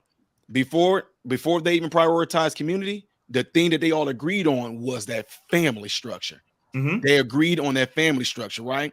And once they had that, they saw that it was not being broken. That's why even like after slavery, we were married more than the white people were. We were. Black people were. We were we were doing all kinds of things, but they keep that history part from people in America for a reason, because they don't want you to see that part, because what it does, it takes away the excuse for us not being able to do anything in this current time right now, because these people were becoming, I mean, if I had my source, I would be able to show you some, my guy, Jason Riley, who sent me his book and sent me his research on this. And you will be able to see that when you say we increased 200% fold and doing all these occupations that our counter white parts did, on top of this being the time where it was legal to be discriminative against us. It was legal not to hire us. It was legal to have us segregated. And yet we still rose and we're doing all these great things. So now again, we don't have no excuse. That's what I'm saying. We don't have no excuse, MRM. No, there is not one. But here's the thing, though. Here's the thing. if you can give somebody one at an early, see, that's what predators do. Predators are like to get the young. If you think about animals at the animal kingdom, they always go after the babies first. Yes, they go after the babies, the sick, the old first, but they never go after people that have it all together in their prime. So these people know that they're coming and getting these young children right out the gate. Now, what is the number one thing that stands as authority, that stands as, you know, protection with the young? Is always going to be a male. If the male is away, they know they can possibly overtake the female easily. And that's why they were able to do what they're doing right now with this. I'm just going to tell you the truth. I'm just being real. It's an evil genius plan that they set forth to get us out of the way. If they get us out of the way, they know, hey, I know these women can claim, I'm just being real, they can claim to be strong and all that, but these people know without that man being there, no, they're not. That's why they're able to get to those young kids and have them actually reciprocate the behavior that they want to see out of them. And that's why after the 1960s, you've seen that it's just started to be on a huge decline when it came to our young people, because they know, hey, as long as you keep them men going, I don't care. Let those women think that they strong and they can hold it all together. Let them think that. But without that man being there, it's a different ball game. So let me throw this in here real quick. You know, you hear the little notion sometimes where they say, how come like once a man get married, he put a ring on, it seems like they get hit on a lot more. Is because what is it that that man represents to that woman that's trying to get with that married man? Structure, loyalty, you know what I'm saying, financial stability. You know, he represents something to that. So what about, we never thought about this, and this is the reason why I'm saying this, because I thought about this when I was a kid. Being a crazy huge athlete in town and not having your relative, like a family member, your father there to see these great accomplishments you're doing, but yet you get to see all these other kids walk around with their dad with his hand around their shoulder. Son, you did good, and here you are. You the top #1 athlete. You in a newspaper. You doing news interviews, and your dad is not there. Son, I'm proud of you. So what that does, it can mess a child up. So what I'm saying that for is that when we talk about the black community, what can we do to solve it? There are a lot of young black men, a lot of young women who, when they see other kids that's black out there with their fathers, it does something to them. It can anger them, like, man, shoot, look at that. Or it can make them say, I want that too. Now, what we have to do is not approach them in a way saying, like, y'all just a bunch of little delinquents, y'all a bunch of little, y'all through. No, you go to them and get to the root of what's causing these kids to be wrathful, what's causing them to be degenerate, what's causing that. And when you sit down and talk to them on a one-on-one basis, they are totally different. Never do it as a group. When you get a bunch of them together, you try to talk to them, they can kind of play off each other's energy. But when you pull one off to the side by himself, sit down in the room, totally different person. So if you're really trying to do something to help the black community, because this is what we do, you have to be ready to commit to them, because you can literally hurt them once they try to, you know, turn down that degenerate energy of theirs, and they actually give themselves, they give their will, they give themselves over to you, and they trust you with their heart. I'm talking about young men and young women. You have to be ready to be there to go the whole long way with them instead of just talking about it. Because if you hurt them, they're gonna be like, what's the point then? We just gonna keep on doing this stuff, man. Even our own black men ain't caring about it. They claim they do with their mouths, but as far as action goes, they really ain't trying to help us. Hey, what's going on? Jill's Chocolate Boutique, how you doing? Hey, Noble Zone 81, what's up? What's up, family? Lawrence, what's going on, Lawrence? Lawrence said, sending some support. Appreciate you, Lawrence. Lawrence Rietano. D-Rock Dan said it's not gonna work. We damaged beyond repair. I hope not. I hope not, D-Rock Dan. Hold on. Yo, what's going on to my man? JC the Conqueror, what's going on? Killer Swag 216. I see y'all in the building. Welcome, everybody. Coming in. James Kills, what's going on, family? Damn, and yo, I do want to say rest in peace to Shorty, because I think it is real to DC Young Fly's daughter's mother. I think it's was real. married, right? Yeah, well, I don't know if they were married. I think they were just girlfriend together with 2 kids. But yo, she was gone too soon. 32. Rest in peace. I'm sorry to hear that. I think it was because someone was saying something about a BBL. Yo, ladies, it's not worth it. It's not worth your lives, man. It's not worth your lives. Yo, stop getting these BBLs. It's not worth your life. And it don't even look that great a lot of the time either. But we'll go past that. Hey, Mr. Israel, Mr. B Magic, Mr. MRM, go to Philadelphia, Kingston Ave. It's a lost cause sad. Wow. Okay. A lost cause. I think he was trying to say a lost cause. Yeah, lost cause and sad. Jay Jermaine. Okay, hold on. Let me see. I just want to get to the people. She also said, even when you had family, the kids became friends. What are we talking about? drugs. Fiends. Oh, Became fiends. Oh, my bad. dope I fiends. apologize. The glasses. Even when you had, my bad. Even if you have family, the kids became fiends. That's not What true. are we talking about? Drugs have no race. Yeah, drugs don't have a race, though. That is true. Drugs don't have a race. Right. But as far as saying Facts. the ones that had family, the kids became fiends, that's just like sounds like a really good talking point, but that's absolutely 100% not true why that dad was there, unless the dad was a crackhead himself and the kids was doing it with him. Hey, shout out to my man, Cajun Darkfire. Thank you for the cash app. I got the cash app. She said, no, Mr. MR. Excuse me. She said, Mr. MRM, absolutely. The cause could be hunger. That's why they act out not being fed at home. Yeah. It's a lot. It's a lot of different No, things. well, acting out, no, because like I was like I know I don't shy away from talking about this. I talk about this a lot, even when I go to speaking engagement. I say, we were going around town picking cans and everything and turning it in for money. Me and my brothers was so we could turn it in, get the change for it, and we go and buy a half stick of bologna, some bread, to eat. But that didn't cause us to like lash out and like do some of the stuff we're talking about now. It do cause you to get to a point where you're like, okay, I'm gonna go in this store and I'm gonna steal. Like one time I went in and told the guy, I'm like, Mr. Wilson, look, you a big guy. I can easily take these candy bars and run out your store. You can't catch me, but do you got anything that you're gonna be throwing away or something like that y'all gonna take out the shelves so me and my brothers could eat?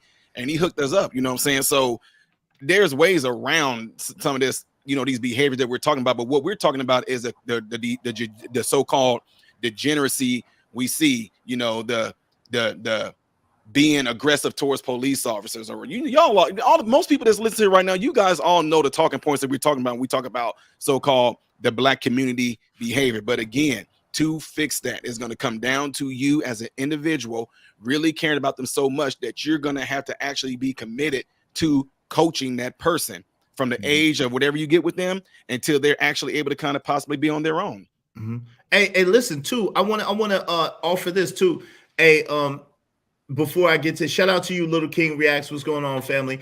What's going on, brother Muhammad? How you doing, Muhammad?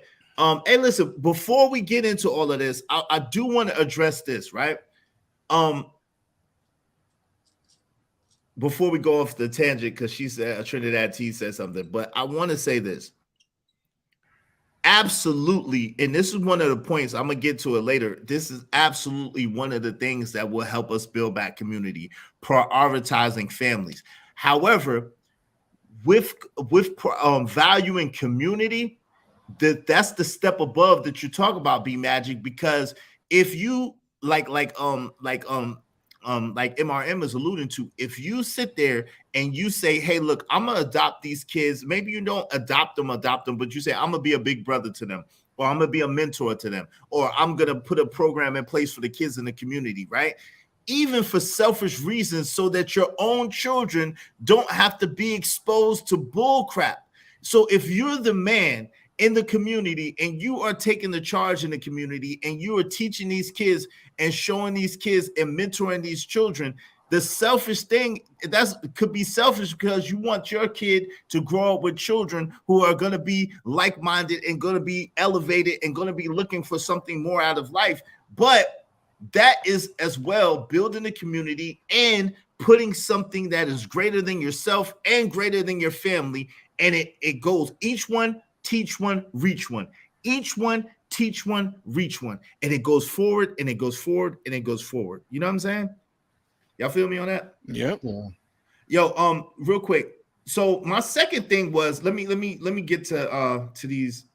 Trinidad T said rich folks children do drugs. All right, Trinidad T. We don't want to get off on that one. They're not hungry. I'm sure they are getting assistance. Okay. Say Like Podcast say everybody don't get assistance, y'all. I don't know if y'all know that. The mother is getting assistance. Okay. Are you talking about rebuilding or rehab? Oh, excuse me.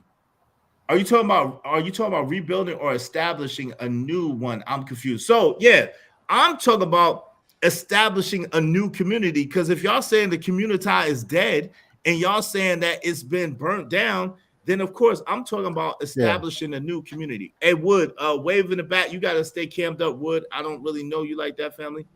Can you move back off the camera a little bit? Let me see your face. Okay, family. What's going on, Wood? Wood, you there? You muted. Yes, sir. Good afternoon, gentlemen. Excuse me. I do have a question. Why is the community?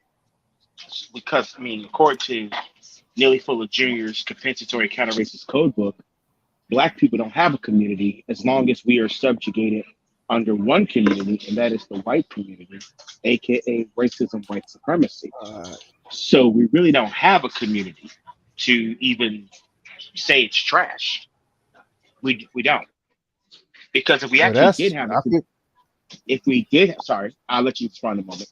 If we no, go did, ahead. Go ahead. if we did have a community, we wouldn't be in these conditions that we're currently in, where we're an ineffective minority, and we're trying to stage as an effective majority when we're really nothing more than just mouthpieces for the system of white supremacy.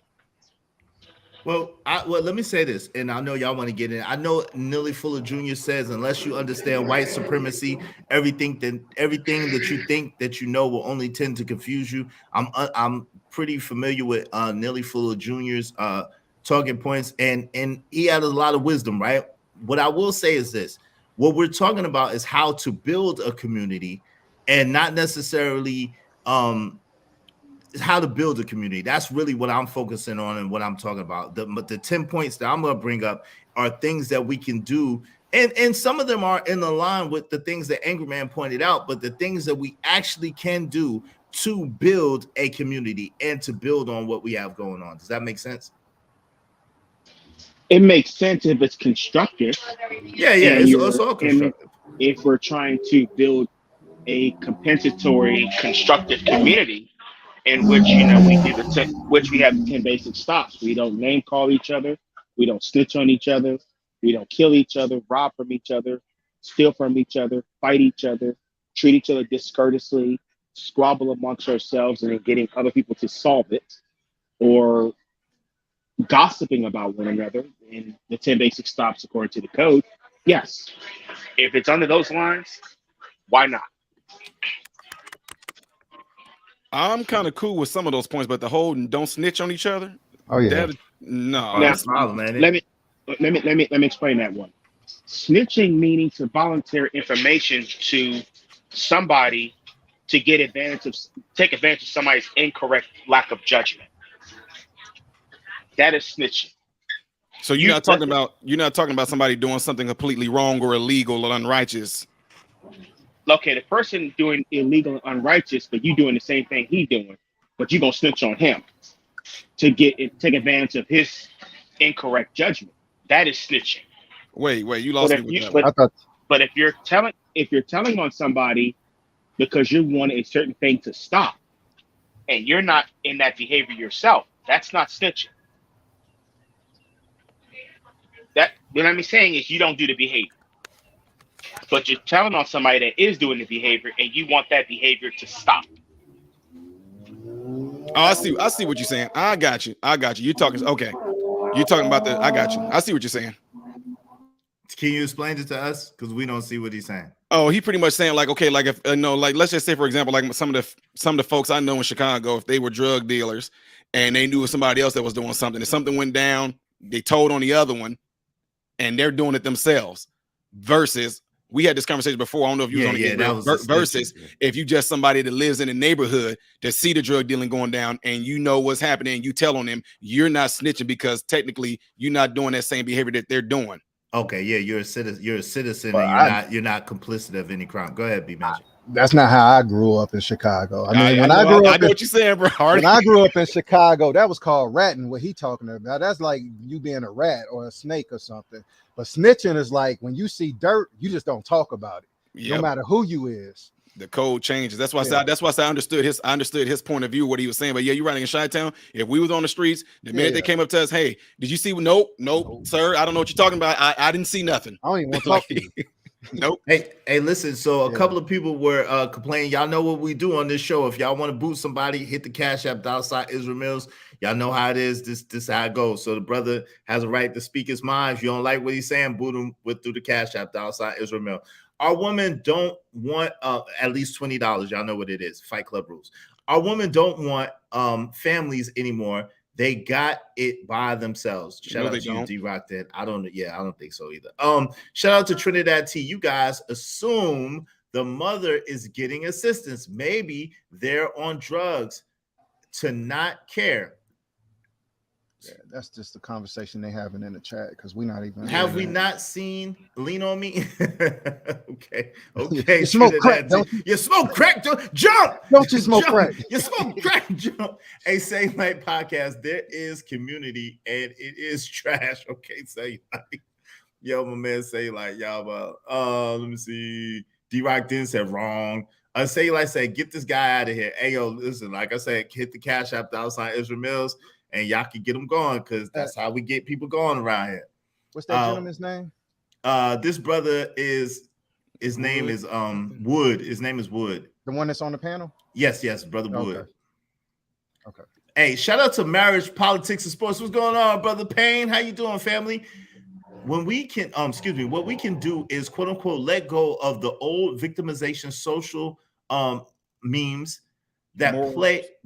Oh, Norm. Wait, let me see. You trying to say social morals or is it what is it? Because I thought it says morals. Okay. What we can do is let go of the old victimization social morals that plague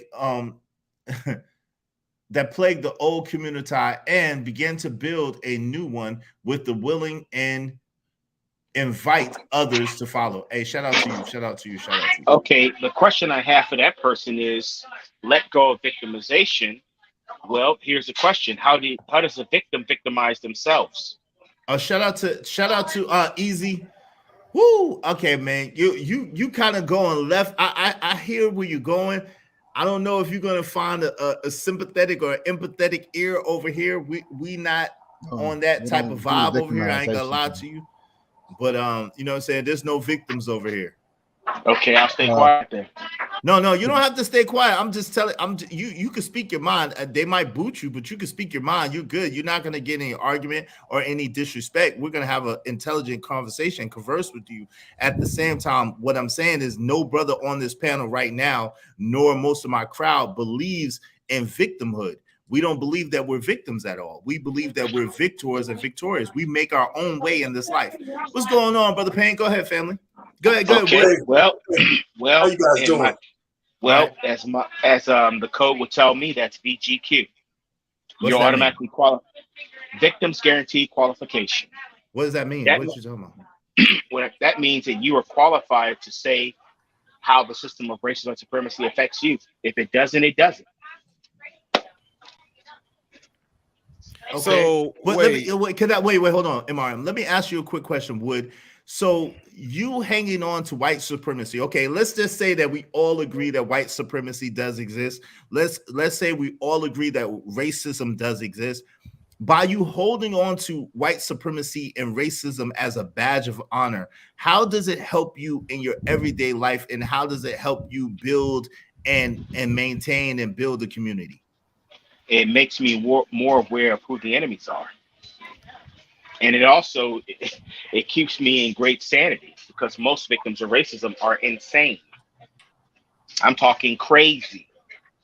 Well, okay, so I know you're a Neely Fuller Jr. Fan, so I know that you're referring to the fact that he said black people in America are akin to a brain transplant patient who got up in the midst of the surgery, correct? Exactly. Okay, but now, so now that you because it seems like you're going from the Neely Fuller Jr. Playbook, and that's cool and all. He was one of the great thought leaders of the time. At the same time, do you recognize and realize that this is a different dispensation of time, and in this dispensation of time, the same old playbook is not the playbook to run right now? Do you agree with that? That is, well, I can agree with that. That's more refinement. We're under a refinement stage, where it doesn't look like you are in prison because you get some creature comforts. Creature comforts is what they call it. Yeah, you get some comforts, you get some grass. Hey, we'll even let you have sex with our women, but we're not going to let you do it so far. But we'll sacrifice a few, and we'll make you believe that you're not a victim of this problem. You guys are just doing for self. We like when you talk like that because we can trash you in the long run. So them trashing us is going to do exactly what to us? Honestly, When you say they trash us, you talking about them with their mouths? They're trashing us, talking about us. Because what are no. they doing? Well, let me go into deeper details. Well, when you say, you're building a community, we'll come back and destroy that community as well. Well, hey, You can try. let me stop you real quick. What about I have built one already here in Central Illinois, and nobody has destroyed that yet. And this Oh, been they going will. on. This been going on for They 20 will. some years. They will shortly. You just don't know it yet. No, The they one- won't. They That's will sad. definitely That is destroy it. sad. We got the state. moment. We got the state of Illinois to have a lifelong commitment to giving our program $165,000 every 6 months, and that's been Okay, going so on wait for a 20 minute. some years. So wait a minute. So you're begging. So wait a minute. You're begging the racist white supremacists that run the plantation in Illinois How's that for begging? It's $100,000. taxpayers' dollars. Exactly. Hold on, real quick. Exactly. You must not be familiar with modern Renaissance. He's not. Wait. You Or must not be familiar with modern Renaissance man and who he is. Are you guys making compensatory investment requests to get things of constructive value? We have a school that we got now that actually is Okay. ours, and we got our own philosophy, ideology. We got programs to get people get their GED. We got programs to get them into skill trades and all that, and this is completely fully paid for. Okay, that's the most constructive thing that's coming out of this movement. Let me ask you a question. I'm all in. I'm all in it. How many families in that movement? How many what? How many families do you have in that movement? Oh God, this particular one is central. Man, there's at least, when you say families, let's just say this: we have over 200 some odd kids. Okay. And most of them, I would say 95% of them definitely are from a single parent home. Okay. But then that's just the kids though. But then the adults that's part of the GED program and like going into like the welding and the plumbing, we have about 50 of those. They do about 50 of those every 6 months. I hear you. And they all we got some, as far as the grown-ups go, we have some. There's a couple of whites in it, but majority of them are black. Hey, let me pay the bills real quick. And my man D Rock Den said this guy's mindset is outdated. Yeah, I can see that a little bit. Hey, but we get into that in a few minutes. Hey, shout out to Paul Smith, $20. Monetary is important to building a community.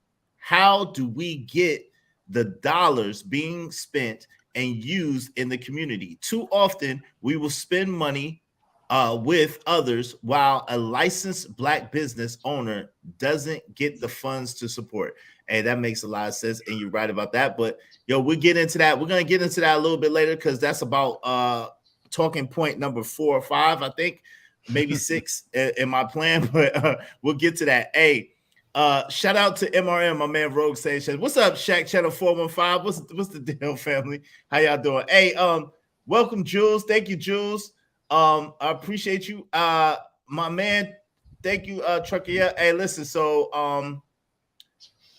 I think they booted you for 15 minutes, my brother Wood. The way it works around here, I know you're new, so I'm just letting you know. I think they booted you for 15 minutes. All you have to do if you want to come back. I'm not speaking, sir.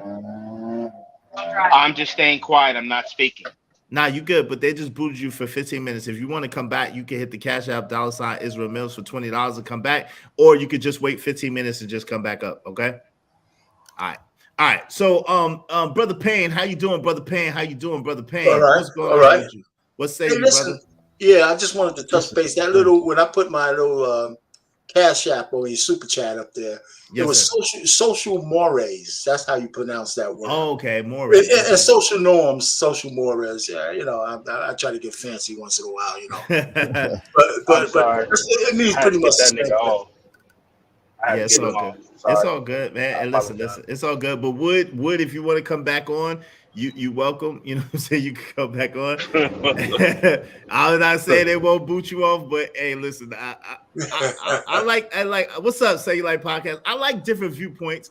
Let my man finish. Go ahead, Brother Payne, and then Trucker Yell, and then Sell Your Light, and then we're gonna open it back. Yeah, I got a shadow going on. But the bottom line is listen, I don't think the old community is can be saved. And one of the things we don't talk about enough about is that we have a class issue in the black community. So most of the folks who, as soon as we have some means, we move out of the inner cities and we take the families with us, you know, the intact families with us.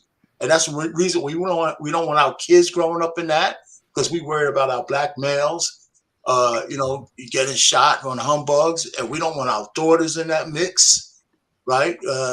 We try to bet, you know, we're doing our best. So it's all those people who move out. The question is, how do we get together to make a better community or a new one? Because I don't think, and then, you know, every so often people do their community service, they go back like MRM is doing and that kind of stuff. But is it enough? And it's localized to the city and state that you're in. So we have every community in every one of these Democratic run black communities has its own flavor. Detroit, Baltimore, Chicago, Jacksonville, all these kind of things. And the decadence is kind of the same, but and some of the seeds of depravity are the same. But the one thing we never talk about is our leadership has failed us. You know, and we don't talk about that enough. You know, I just think that, you know, the undying loyalty we have to the Democratic Party because we're afraid of the racists on the Republican side, it kind of trips me out, because we've been living with racism no matter what. We've already showed that most of us, that shit bounces off our backs. There's always a constant cloud of somebody that might be racist, but that hasn't stopped anybody on this panel, I don't think, from succeeding in the way they wanted to succeed. Right. And we don't talk about that enough. No doubt. You know, so that's the victimization part of it. You know, this is what Anton talked about a lot. What the hell we concentrated on that? I mean, I grew up in Harlem, right? I was never a tough guy, but I lived in some of the most decadent kind of things I've ever seen. And the only thing I thought of in my head is, if I ever had some children, they would never see the shit that I've seen. Okay, I got you, Juice. So that's the kind of stuff I think we need to get to, because our future is so much more important than what our past is. You know, let's just talk about these arguments over teaching slavery in school. Well, how deep do we have to get? From this period to that period, we had slavery. You know, the white man was bad. We did all this, but do we have to get into how they, you know, how they molested the women and the men, how they grabbed somebody's balls and checked their teeth and showed who's the good buck to marry that buck? Do we need to teach the kids that? I mean, they could learn that on us. Let me just say this, Israel, one thing. And the other thing is, why are we leaving it up to anybody else to teach us our history else? The small hats don't do that. Right.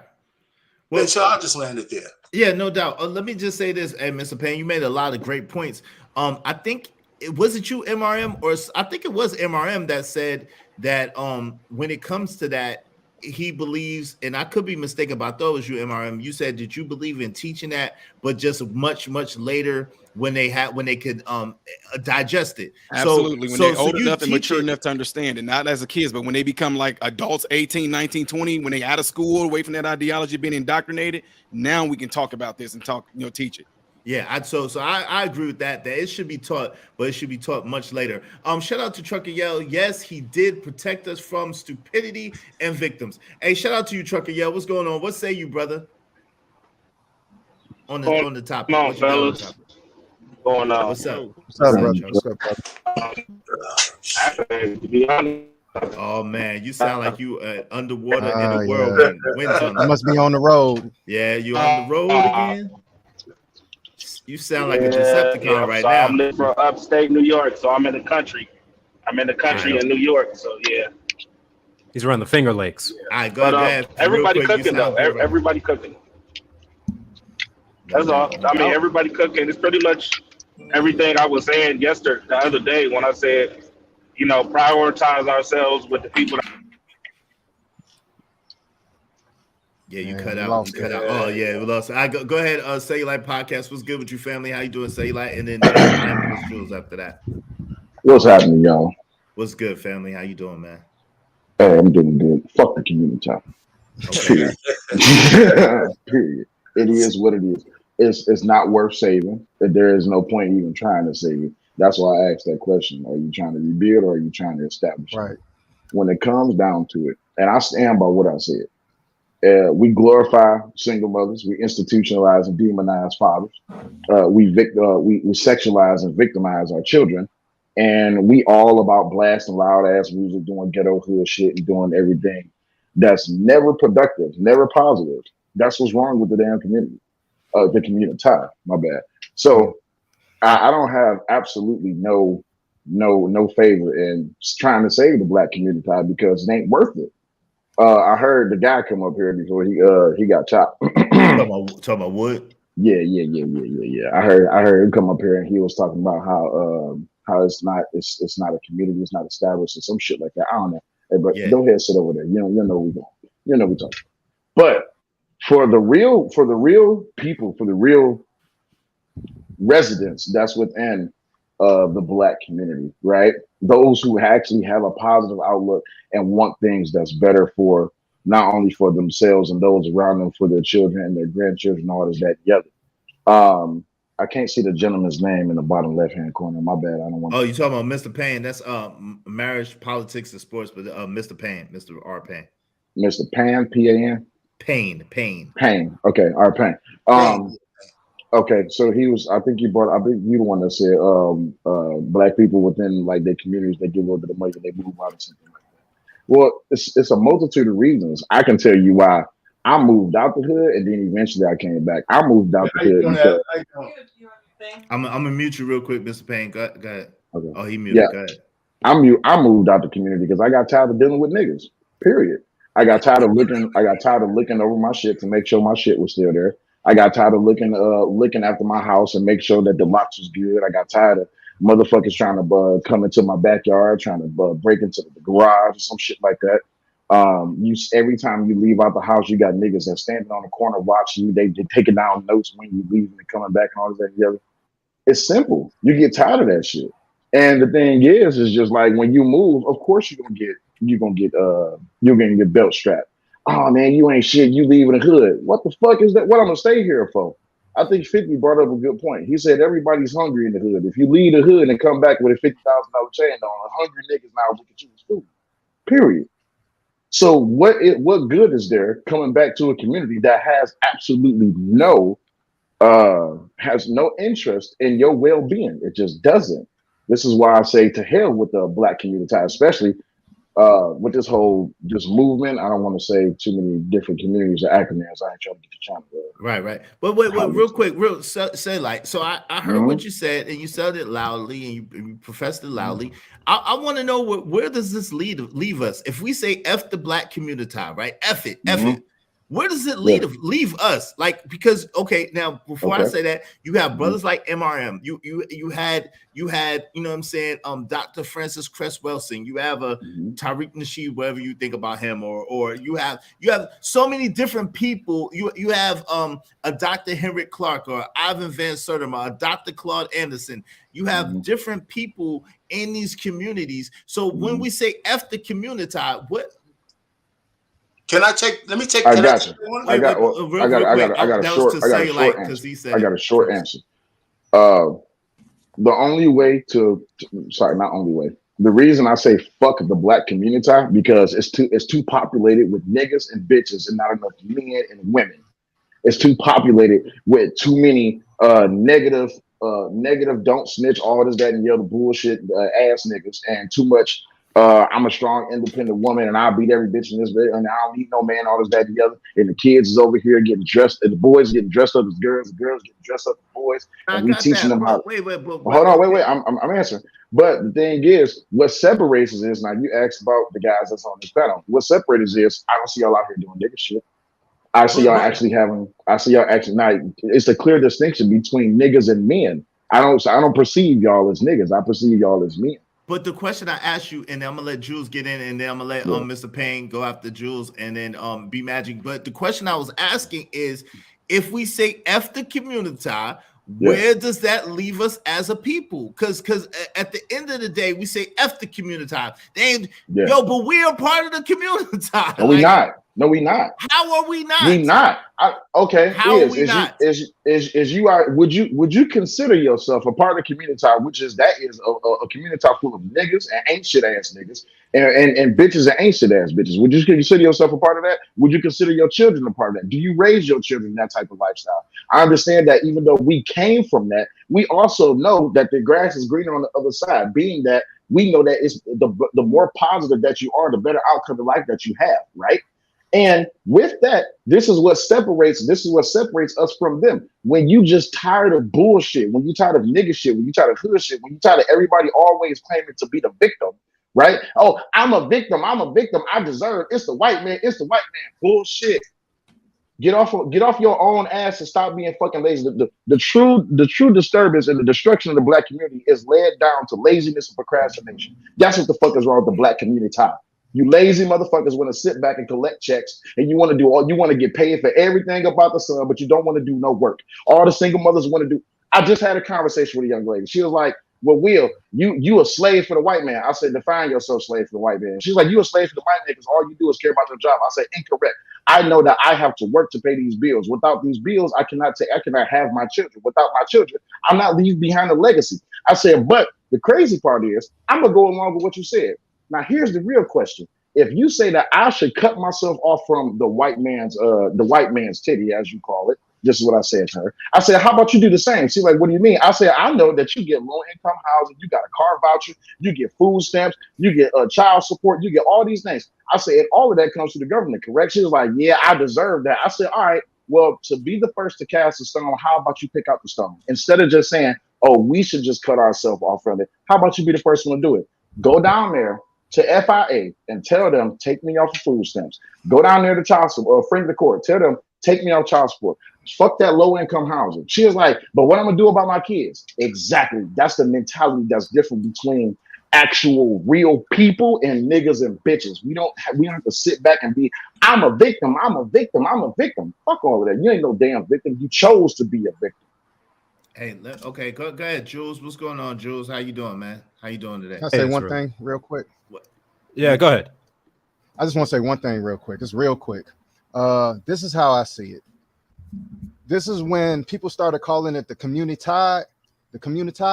I actually thought about it. I was like, yeah, we more of a Communitah. Like, we tied together.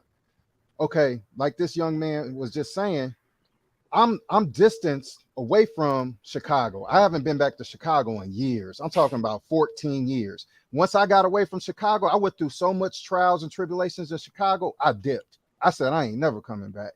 But I'm still tied there because I still got cousins there. My sisters are still there. I still got people there that I'm tied to still. So we don't have a unity as a people, but we still tied to these people if we want to say we are or not. Because when stuff hits the fan, majority of our people are still in those trials and tribulations and turmoils that they're going through in those environments. So we still tied to them. We can't, it's hard to give up on people that you still got to tie to. I'm sorry. Yeah, hey, go ahead, and that's Jules. all I got. What's going on, Jules? Ain't no doubt. Yeah. That makes a lot of sense. Yeah, I'll agree with the man who just spoke before me. That's that we magic. are still tied. You know, Dusty Magic. B Magic, like B Magic. Okay. B Magic. B Magic. Yeah, call that man from a block away. You're always Super pause. Here we go. Yeah, I don't know how he got Dusty out of. Hey, accountability. Literally, hey, I swear I thought my thoughts came out of my mouth because my mind literally said he called that man Dusty. How you get Dusty out of B Magic, but I don't want to take away from the topic because that's what needs to be focused. All right, go ahead. No, he said D. No, I got that. D Magic or yeah, he said D Magic. He said D Magic. That's why we laughing. I thought I said Dusty. No, he said D Magic. D Magic. I heard Dusty. I thought he said D Magic. I heard Dusty Magic. I heard Dusty Magic. See, oh, yo, you bugging out. Oh yeah, nah. Go ahead, brother. So we are in a community, right? Just by likelihood and by relation.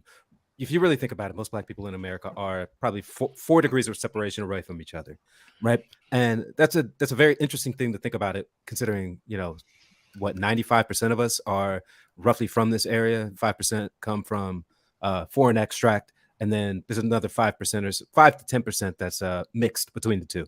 You know, mixed with Afro-Caribbean, African, continental, and American, right? And it's going to take a lot of people to realize that, one, America's built on a way that there are going to be a lot of people at the bottom. That's just a fact of capitalism, right? I'm not saying I'm pro-capitalism. I'm not saying I'm against it. I'm saying that is just a fact of it. But you are also in a democratic republic. You have the right to fight for what you believe in. And if you can find likewise compatriots to do do it. Someone like MRM has done that. I feel bad for the person who left before or who was booted off before, because you did what any tax-paying citizen does. You petitioned your government for funds for a project, and you got them, and you're having a project that works. I hope the infrastructure that you have built is working, and I hope your project is working, and it sounds like it is so far. And I think a lot of us need to understand that we are in a race, and this is a race that it's tribal, it's economic, it's power-based. And if you think of a situation like Battlestar Galactica, with the Cylons are coming after the humans, the last ones coming, it's not just whites who want to take your land, take your money, take your resources. Everybody sees that America is a place for opportunity, and everybody wants to get their piece of the pie. You can grow your piece, but you have to fight for it. You can do that with a small group, you could do that with a large group, but you are going to have to fight for it. And I think most people find it better to work with people who are just as productive as them. I'll stop right there. Yeah, that's cool. So with that said, the second thing I have as a solution. So the first thing is to be community minded. You know what I'm saying? You have to have an idea of community and what you want community to be and work towards that, right? And value community. The second thing is prioritize education. And I'm not one of these people that says education is just the institution of higher learning. That's not necessarily what education is off the top, right? So you learning a Pythagorean theorem, or you learning the philosophy of Plato or Aristotle or whatever, may not fit or may not help you in your everyday life. So when I say prioritize education, I'm talking about things that are useful to you in your everyday life, that will help you grow, that will help you scale, that will help you become a better person and a more productive person in society. That's what I mean when I say prioritize education. That's just what I mean. And that's where us as a people, after slavery, that's where we put our energy in. The education of skills, the education of elevating us ourselves. It wasn't in the actual systematic school systems per se. What it was how can I get a job? How can I get a better paying job? How can I be valuable? And I think we need to get back to that, because Can you hear me better now? Yeah, we can hear you too. Yeah, so I'll speak after you. Do you want to finish? No. Let me get in here. Yeah, Mr. Payne was next. Mr. Payne was next. Yeah, real quick. Here's how I look at this whole thing. I never want to disparage the kind of work a guy like MRM is doing for the community. But what I look at it is, if you look at it, I look at it as like a big recruitment class. Because when he gets people to a point where they're self-sufficient, the men, and he gives the kids hope, they're going to leave their community. They're going to join us out in the suburbs. They're going to grow and they're going to leave. And we got pockets of people doing that everywhere. So we can't disparage that. But is that going to change? So we're saving eaches when we have so many that need to be saved. But you can only save the people you can. And that we need that. And that's it. And that's as much as you can do. So out of his community that he's building with the funds he's getting, those people, as soon as they become self-sufficient, they're going to want to take their kids and their families out of the cesspool. There's just no doubt about it. Right. And that's how I see how we save one at a time. That's what I'm saying. One at a time. And then we can start helping those people when they get a different mindset, some morals, and what you call it? When people live by code. Philosophy. Principles. Principles and that kind of stuff. Yeah. They move out and they join the crowd of folks who want to do better. Mm-hmm. And, then you keep replenishing as many people who want to come. But if you're dragging people to that program, it never works. They got to want to come. That's probably it. It is literally the equivalent of when they talked about these heroes that so-called went back and freed people from the plantation. It's the same exact concept, except it's a mental thing. So I get what my guy was saying earlier too, which he is right about it. I agree with him. Now, I kid you not. He Detroit, I can't see the name or anything like that. Say Like podcast. What he was getting at, and if I'm not mistaken, what he was getting at is that he separated himself not necessarily from the physical, well, that too, the physical people, but that mindset.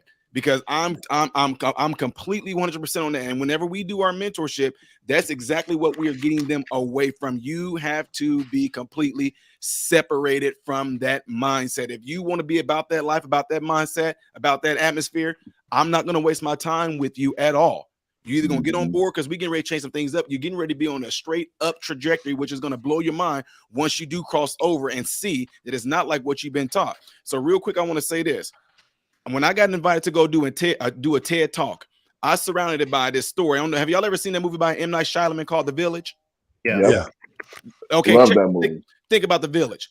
They sat there and sold them in that village a philosophy. You got to be in at this certain time. If you go out, it's going to be these things. It's going to come out and get you. You can't do this. You can't do that. If you try to go beyond that, you're going to get it. And that's the same exact thing they almost sell to us in the Black Communitah. That if you try to go beyond that hood boundary, that white man out there or that system or that supremacy is going to get you. You're not going to be able to. So you might as well just stay on here. And the minute you get beyond that mental break and that mental wall, what they're trying to keep you going from, you find out you still living back in the village times. That's why they keep on bringing up slavery. They want to keep you there mentally, so you don't want to have no hope to progress and move further on and do better. That's what I'm saying. How can you be traumatized by something that never happened to you? But when he mentioned, I think our Payne mentioned the details. The reason why they want those details in there about them grabbing them by the balls and raping them and all, because it angers them. See what I'm saying? A lot of us have done this before. All of us on this panel right now, we can think of something that happened to us in our life. It could have happened when we were a kid. If you think about it right now and you start daydreaming about what happened to you when you were a kid, doesn't your body react as if it's happening to you right now? Your heart rate go up. Then you find yourself mouthing it off like, you find yourself mouthing off something that happened to you way back then. You literally experienced that. But the thing is, that called? A physiological? It's a physiological neurological effect or parasympathetic effect. Yeah. But the thing, my point is saying all that is also you can also watch something. You can also watch something and it can have that same effect on you. If I show you something like Amistad and all that and say, this is what they did to y'all. And all of a sudden you get ticked off and mad. And that's what they do. They know that whenever you get a person mad or fearful, that the blood from the brain, it starts to drain from there. And then the main part that it takes it from is the frontal lobe. The frontal lobe is where all your reasoning, logical thinking takes place at. That's why they always make stuff happen to move you based off your emotions. Because if they can get you pissed off or fearful, they know they can control you. They've been playing this game since day one. And that's why people are like right now, well, man, you up there begging for food from them. Dude, we getting $160,000 a year for the past 20 some odd years towards this program. And you saying, oh, y'all begging a white man for money. But yet I guarantee you, if you live in America, you probably working for a white man. So did you beg the white man for that job you got? No, so it's like, no, we don't. I'm not playing no games. No, we didn't beg nobody for nothing. We did what other organizations that are white does too. We found out to them, all you gotta do is go down there and do X, Y, and Z. What you mean beg? Well, see, that's what I'm saying. It's the tricks they play with. What you mean I'm begging a white man? You know that white dude, they got the same thing going on. They did the same thing I did. MRM. Who's the biggest beggar of the government? White people. Walmart. Chase Bank. Goldman Sachs. PNC. Goldman Sachs. All of these companies beg that government for a piece of change too, because that's their right of citizens. Bro, and I mean, it's like it's all about the wording that they use. That's why the word was used. Oh, you begging that white? No, what we did, we petitioned them to say, hey, we didn't know that we can get these grants, so can we go ahead and get that? It's just like when my wife, when she went to a historically black college, right? And while she was going through school, she worked in the financial aid office. So now, even though I went to school on a full ride scholarship, my wife, because she worked in the financial aid office, she's like, hey, you know, you can get this grant and that grant and this grant and that grant too. On top of that, and that's your money, right?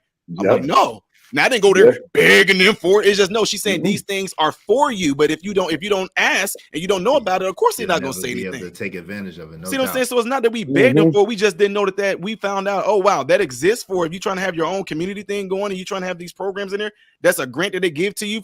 As long as that program is there, you get it every year. Oh yeah, let's go do that. See what I'm saying? But no, we got other folks that be in the community. What they say about people should.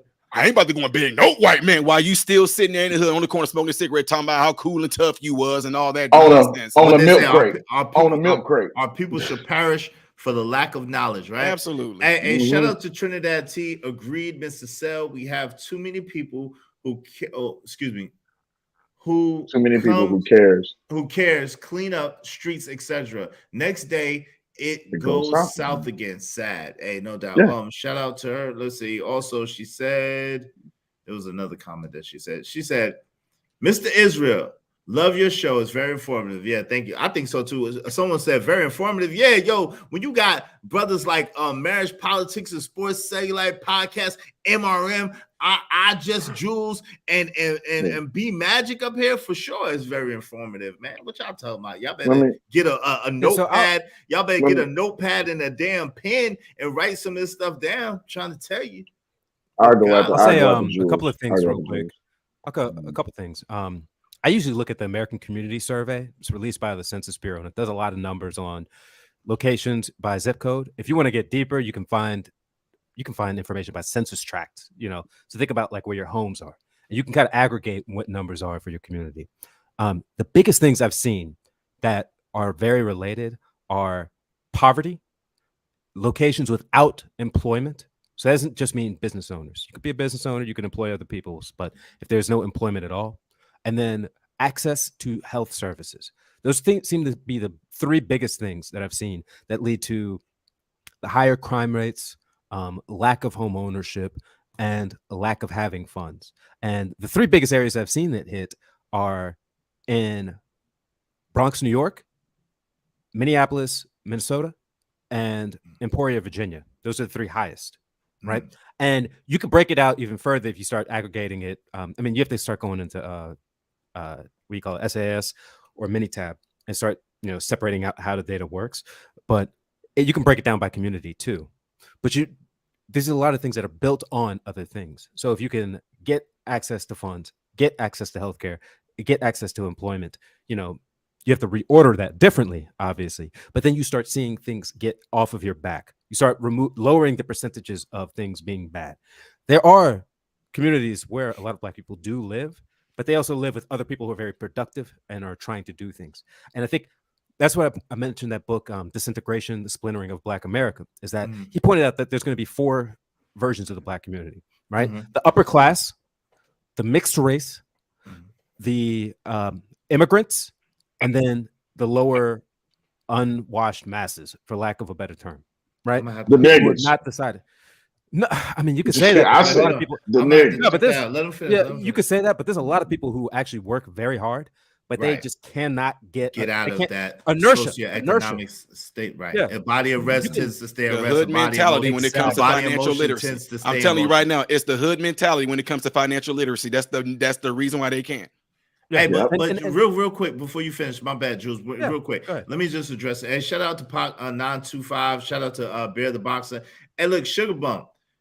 While you talk about struggle channels, I think MRM has over about 300,000 subscribers, maybe a little bit more. Yeah, and the thing is, a lot of people don't know about that because I'm not gonna get into it. But that's those who are publicly subscribe to the channel. Yeah. So MRM is not a struggle channel, and every time he comes over here, I really feel grace and blessed that he comes and shares his time and his information, because he doesn't have to. You know what I'm saying? And I appreciate him for coming through. He's definitely not a struggle channel. I am a struggle channel. I'm new.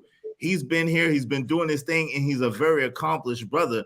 So instead of trying to drag people, we need to start giving people their flowers while they're here, and really appreciate successful Black people who are doing their thing. And this is a success. We have a lot of successful Black people on this panel. I mean, Mr. Payne, Cellulite Podcast, Just Jules, and MRM, and my brother B Magic. These are very successful, accomplished brothers in real life. Like, for real. I'm successful, man. Hold on, let me say something right quick. Let me say something right quick. So Sugar Bump, what I've always noticed about Sugar Bump's a troll, right? But Sugar Bump is a prime example of what I mean by the ain't shit part of the Communitah, right? You don't know what the hell this man got going on. You just want to sit back and talk shit. You don't want to say, hey, good job. He's actually doing something for Black in the men. community, right? Yeah, he's actually some money. I don't think that person needs to be paid attention to. Oh no, we don't pay attention. They're trying to distract from a productive conversation, and that's cool. And that's cool. But the thing is, though, that's what they do, and this is what I mean by separating yourself from the negativity of the bullshit ass part of the Communitah. Because if we really want to talk about the community, let's talk about how all these kids run around with all these hidden uncles and these second off cousins who actually they daddies and the grandparents lying to them. Let's talk about that one uncle that's sit. Let's talk about that one uncle that sit at the dinner table at Thanksgiving and he done touched everybody at that damn table, but don't nobody want to address it. We're not going to talk about the real part of community. We only going to talk about the logistical part. The logistical part about the community is that it ain't shit. This is why when you get out of that victimized mentality and choose to make better choices from yourself. I come from a struggle community. My parents, they struggle like a motherfucker, but my kids wouldn't know what that is. My kids would never know what struggle is. No, and what I was going to say to that too is that we got to think about something here too. And I said this before is that because she's on the Sugar Bomb is on the other channels as well. What I do is I use that right there for my mentees that sometimes watch these panels. I let them know, and they point it out like, oh, that goes on over there where we live at too. They do. See, the thing is, whenever somebody gets left behind, it's like that type of thing where, you know, like, have y'all ever gotten to a point in your life where you got something and somebody look at you, you didn't even do anything there. You think you all that because you got some shoes. You think you all that because you got a car. You ain't even did. So what it is, man. and also what you got is this. I'm telling y'all right now, it's guaranteed or your money back.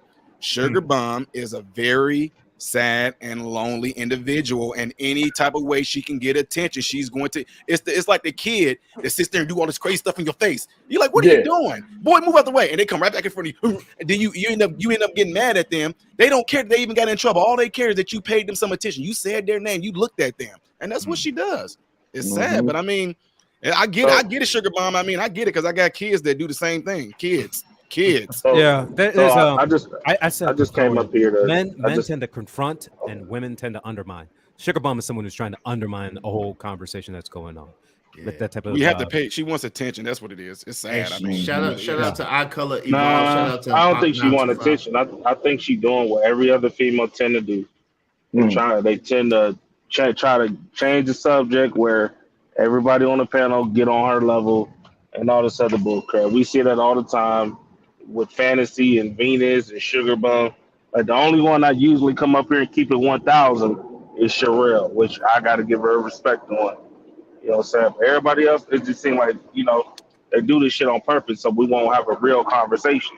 Hey, but y'all know what to do. Hold on, Trucker. Y'all know what to do. If y'all want to go on, y'all can hit the Cash App outside Israel Mills and boot them up out of there. That's how we do around here. So y'all vote. We vote with our dollars around here. So honestly, chat, it's not a dictatorship. It's a democracy. That's right. That means it's a market system. No, it's a free market system. No, honestly, like I said, honestly, I wouldn't have no problem doing it, Israel. But actually, I really feel that this is all she got, man. I'm serious, y'all. Yeah. I'm dead serious. This is all this right here. What we're doing right now. That's her only type of social. That's it. I'm telling you, because she's everywhere.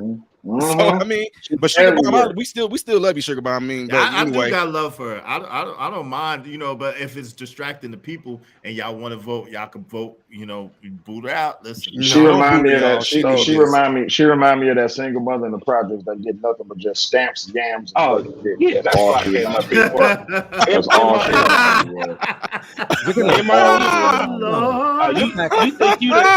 MR, you think you the shit because you got 300,000, nigga? You ain't shit, nigga. Yeah, you ain't all that. Every time I heard, I mean, Israel know me good. I don't do this, but that's not counting the 1.3 that's unpublicly subscribed. So yeah, that's right. So you gonna flex on him like that? I'm just saying. A man that don't keep money in his pocket, you listen to some of these motherfuckers.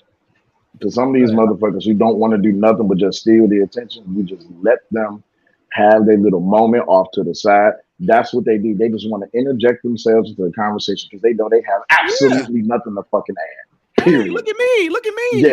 Yeah. But anyway, let's get back to it. What's up, Waha? Hold on, real quick. What's up, Waha? What's up, T-Dub? What's up, American Negro? How y'all doing? Yeah, go ahead, Trucker, and then Jules, and then I'm gonna get back to the list. Go ahead. Cool. So, Cellulite, I just want to say you saying the same thing I was saying the other day. That nigga don't want to. Niggas, people gonna have to get cut off. Like people don't want to have the honesty, man. Like people still want to live in that bullshit delusion and all that other stuff that just don't want to move forward, bro. Like somebody, I think somebody said on here, even though they be having good jobs, they just can't get away from the bullshit. Yo, that is a fact. You see that every day, What you mean? every single day. Like people that like not all, but what I've been noticing that even some of these professional people, right? They still go around and still do the same thing. No matter what, even when they got out the hood, they still go back and do the same thing. They choose it. They choosing to do this when they know it ain't okay, but then complain about the results of what they got, whether they got some fuck boy that they chose to date, or fuck girl, and they getting screwed over left and right, and they getting robbed or pistol whipped or getting beat up. Yo, they just won't let it go. Like they won't let it go. True. They just don't. It's hard for people to hear the truth, because then they're gonna have to hold everybody in their circle accountable. That's because they don't want to. So when it comes to negativity, it's comfortable being negative. It doesn't take much to be negative. All you got to do is just be demonstrative. That's it. When it comes to being positive, it also don't take much to be positive. But we get taught as we're kids and by our community and by our family that it takes too much to be successful, right? I can tell you like this. I'm not gonna say how much I make, but I just say that I'm well off. But I've never went to college. I've never been a scholastic kid. You can't sit me down with a piece of paper and a pen and tell me do this test and I'm gonna score high. It's just not gonna happen. But I work hard, right? And with my hard work, I've established a foundation that my children can be able to eat off of. Now, I can take that same story and I can tell a whole bunch of young brothers that, but you know what they tell me? Man, it took you too long to get to success. What you mean? Oh, well, I want that shit right now. You want the fast money. You want instant gratification. You don't want delayed gratification. You don't want to put in the work to gain the experience so that you have this foundation that you can actually build off of. You just want something quick and right now. The problem with that whole entire concept is that you're building a concrete. I hate people that think like that. That right there let me know that you ain't got no type of discipline, bro. People that's impatient don't get shit. Yeah, like for instance, there's no reason. All I got is a GED, right? But I make money, lawyer and doctor money. You feel me? All I got is a GED. There is no excuse. There is no excuse. Hey, Trucker, you know what I think about? I was just listening to what's that Kanye West album when he was like, my dad got these degrees, and he was like, but you know what? When all else fails, guess what I'm gonna have? These degrees. They're gonna keep me warm. I'm not saying that I'm against school. I just know that school wasn't for me. So what did I do? I tapped into something that I was good at, and that is my ethics when it comes to hard work. I put in that time so that I could be able to live off the fat of the land that I have distributed. So with that, when it comes to the Black community, they don't want to put in the work. They'd rather just sit back and get paid. Oh, I'm trying to do what the white man do. No, you don't understand what the white man do. Because you so narrow-minded, you so closed-minded that you can't have the opportunistic perspective to even look into another community and see what works for them and bring it back into yours. Well, but you don't want to do that. So this is what it's not. My bad. Go ahead. Let's let Jules get in here real quick. My bad. It's not just that. It's that a lot of people have a limited expectation of what are the real jobs. Like most people think, I'll say this: half my family is immigrant, half my family is American. Right? The immigrant side said doctor, lawyer, engineer. Right? The American side said get a good job. It's a different type of idea between having those three limited types of positions, which aren't limited if you know how those fields work, versus get a good job, which is too broad, right? You have to focus on different things, and you have to have a lot of exposure to stuff to find, one, what are you good at? Two, what can get you really paid?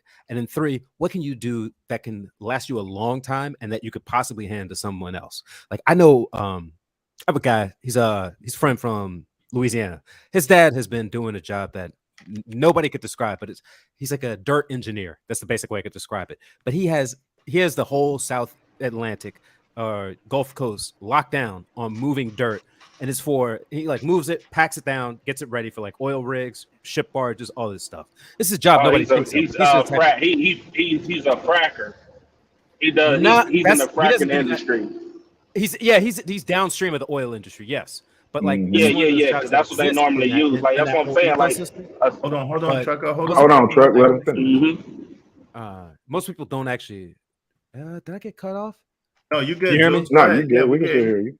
Damn it! Sorry, I had a family member trying to call me. My bad.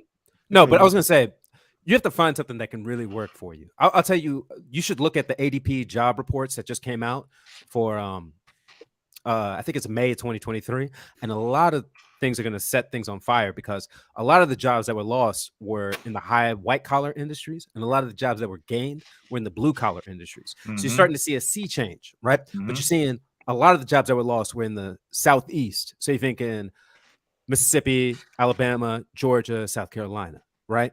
That's where a lot of stuff was lost. But you're seeing stuff come up in those areas for leisure and hospitality, natural resources and mining, and construction, right? You basically have to know when the ship is moving and how. Because America between 1860 to 1920 was a different country than it was from 1920 to 1950, and then from 1950 onward, right? We're in the digital age, but at this point, the digital age is even changing too. Like I know a lot of people in the tech sphere who've gotten laid off, but those people got laid off from the big companies and with the smaller companies. So instead of making 180,000, now they're making 120, and they move to a smaller town.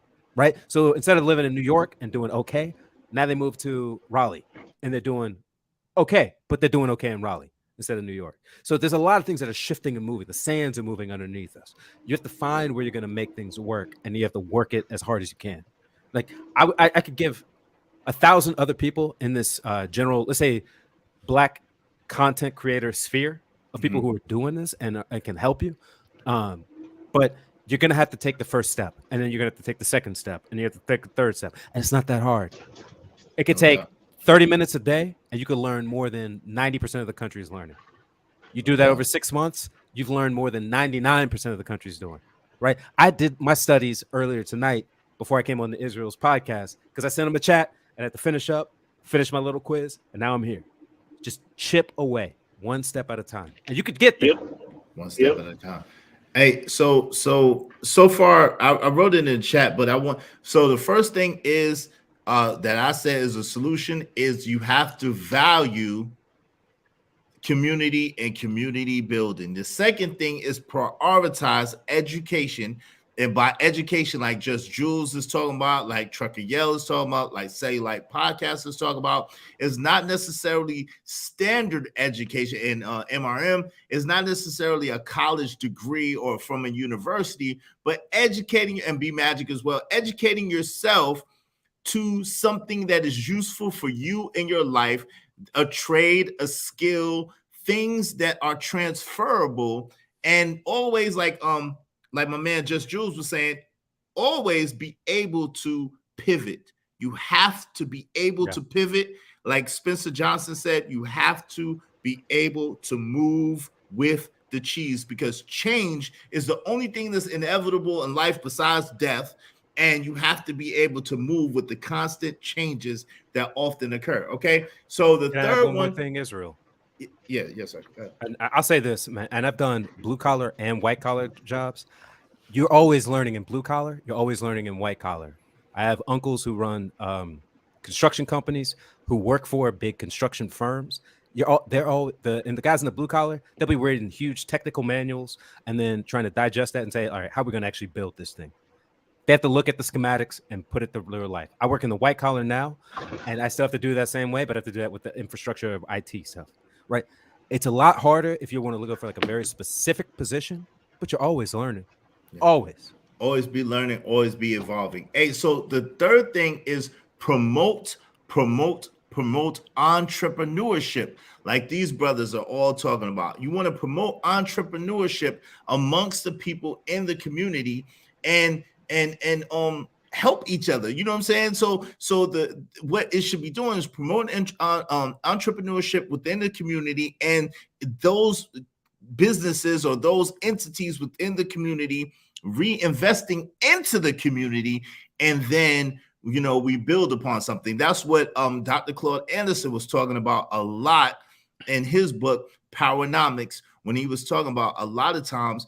And Dr. Kwanzaa Njufu, I think is how you pronounce his name, the black dollar does not circulate, not even one time, in the black so-called community. Everybody has access to our money except for us. We give it to everybody and then wonder why we are so far behind. Well, we're so far behind because we don't spend with each other.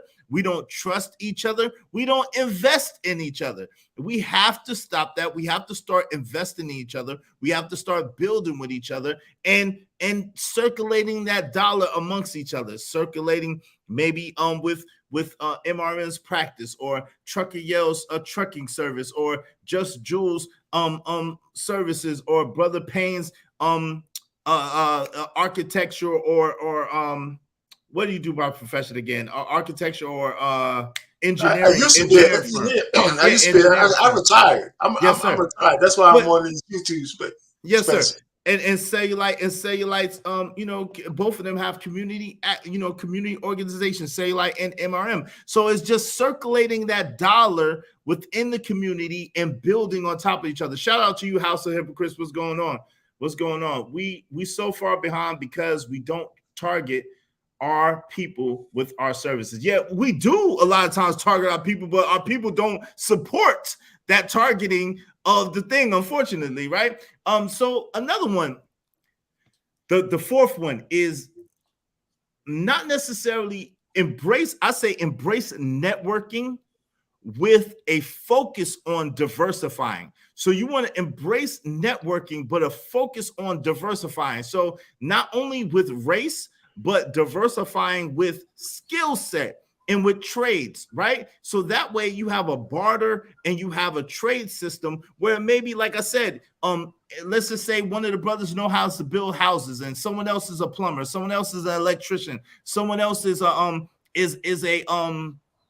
general contractor, someone else is a banker, someone else is a dairy producer, whatever the case may be. When you network with different type of people, no matter what the race is, but that have different skill sets, you'll be able to build and have a more thriving and upcoming community. All right. So that's 4 so far. What do y'all have to say about those 4 that I've listed thus far? I'm good with those 4, but number 5, me and you might have to go back and forth on that one. I don't like that. Hold on. I didn't get to number 5 yet. Let me get to number 5. I was going to say, I agree with them now at 4. I agree. Okay. I think they're all good, and then once you start to figure out the broad strokes for them, figure out the minutia within the first 3, because you really have to understand all those things. Like, how do you become an expert, and then how do you network out of that, right? And then you can start building and building, right? Because there's a difference between so I work a job, and then I have a small entrepreneurial company where I have contracts that I run outside of that too, right? So I know how to do my work in one environment, and I can expand that out into other environments, and I can have a network that I can use that to get more contracts to work within it. These things build on to each other. Yeah, no doubt. Hey, so I'm gonna get to number 5. Someone requested that I put these up. Hold on real quick. Let me put these up so y'all can see them. Bear with me. Let me go back in the chat. They're so far down. Yeah, I really want to know what you mean by advocate for social justice. So when I say advocate for social justice, what I'm talking about is when I say advocate for social justice, what I'm talking about is advocating for, like, for example, the situation that happened with Kyrie Irving, or the situation that happened with Jonathan Majors, or the situation that happened with Kanye West. Like, we have to start having our people's backs. Listen, if that was somebody from the small hat community, there is no way in the hell that they would allow their people to be strung up in public opinion, or to be crucified like that. They ain't having it. And so we as black folks, we like, oh, well, he said this, or Bill Cosby said that, and he shouldn't have said that. He should have did that. And Kanye, he got all that money, and he just like, yo, we got to get out of that mentality that allows our people to just hang solo. We have to start standing up for each other and say, yo, if it's him, it's all of us. If it's her, it's all of us. If you want to take them, you got to take all of us. And we have to start standing up for that and start being like that, because that's the way that they are, and that's the way people get things done. So how can you get behind and support people who do negative shit? If that's the case.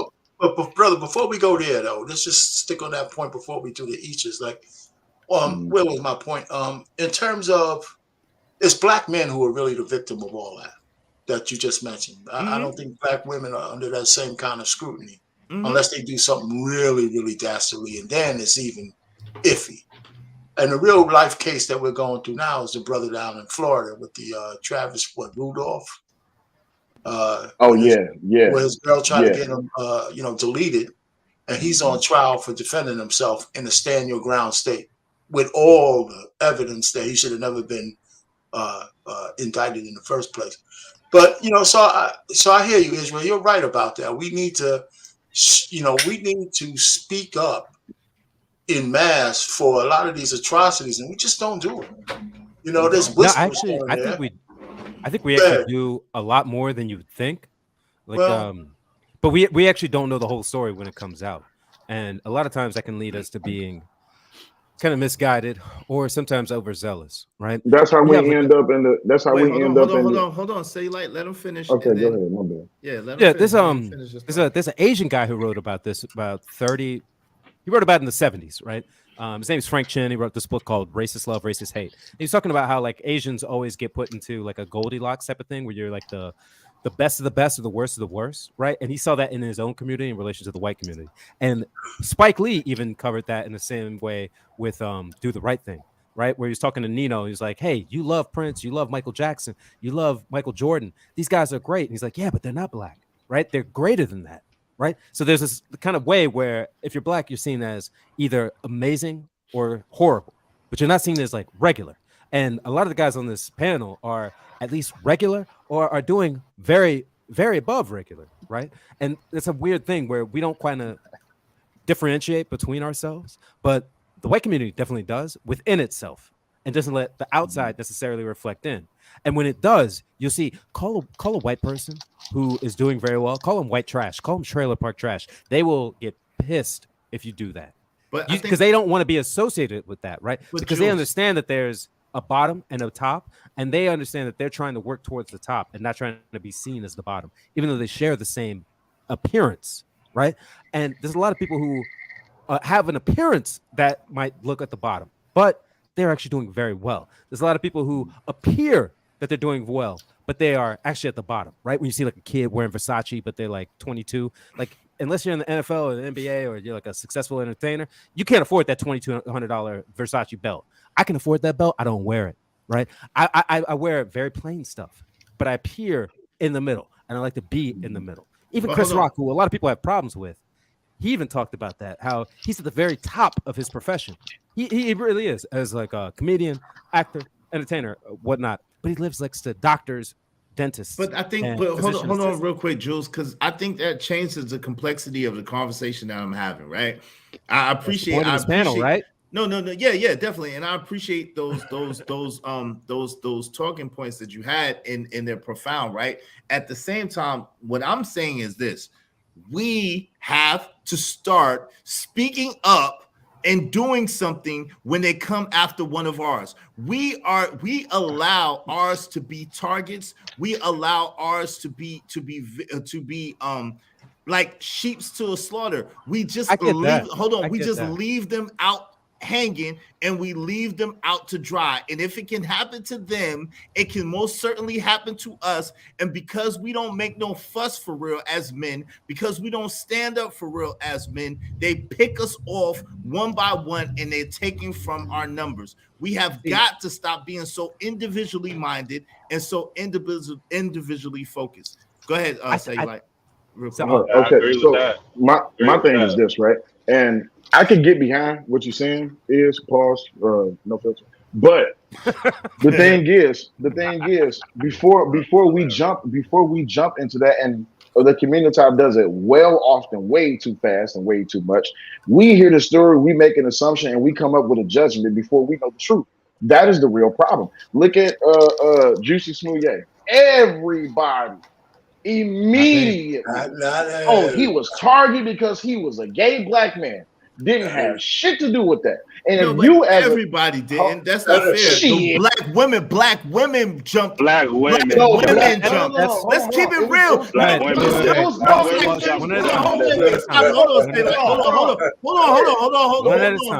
Hold on real quick.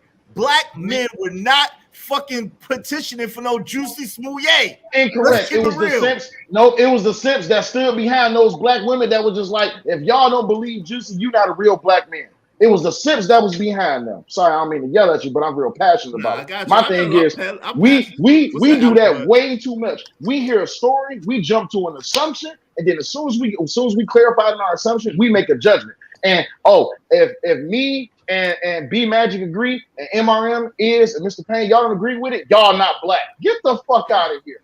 Bullshit. I have a mind of my own. And the thing is, I can advocate for social justice, but the thing is, let's get all the details first. Let's stop jumping to conclusions, because just like other people, I'm not going to say no names, but when they see certain people in certain places, panels on TV, when they see them in the community, when they see them in the hood, the first thing they see is nigga. They don't see black man. They don't see father. They don't see husband. They don't see they don't see son. They don't see brother. They just see nigga. And unfortunately, we have to then prove how much of a nigga we not, even though that nigga may be offended. You see what I'm saying? Pause. Yeah. So with that being said, just like, hey, listen, it is, listen, I'm always on top of that. So I got all the pauses. But the thing is, we got to stop that. Like this whole, and social justice is a failureized concept. It's too indebted into the victimization of people. And that's not going, you portraying yourself as a victim is not going to get you to where you're trying to go, because if you always see yourself in the position of being under someone else's boot, then that's all you're going to stay. Okay, but I got to get ready to go. I got to get ready to go. Go ahead, real quick. Let me just say this.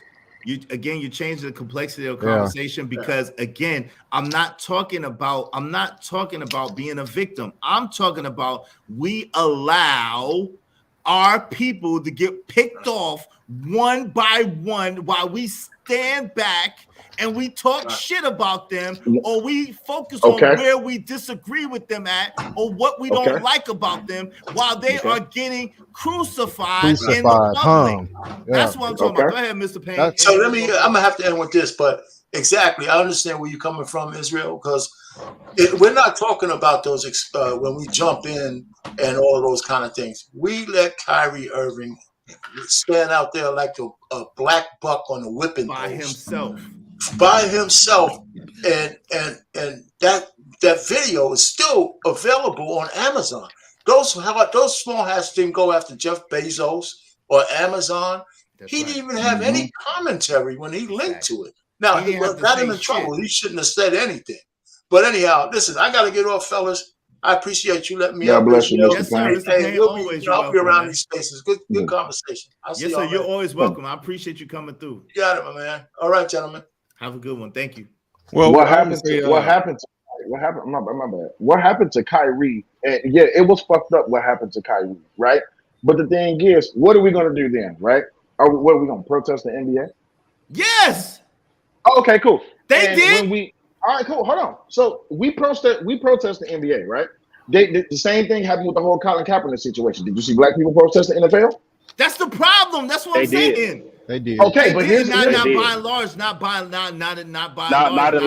Okay, not enough. So that wraps into what you said about the power of the black dollar. If we don't give them our money, then yeah, of course they got to hear us eventually. But the thing is, we jump to a judgment before we know the facts. That's the problem.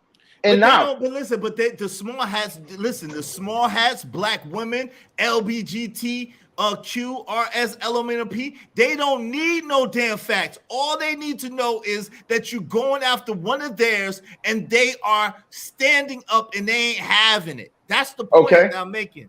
And They ain't you having know it. why that is. I'm gonna tell you why that is. So what happens is with their communities, and I agree with you on this one. With their communities, there's like, nope, you coming after ours, fuck that, hell no, we on top of that shit, right? But the thing is, this is a victimized talking point. Oh, but as black people, we won't get heard. We stay with that we won't get heard philosophy. We stay with that oh this is not going to work philosophy, right?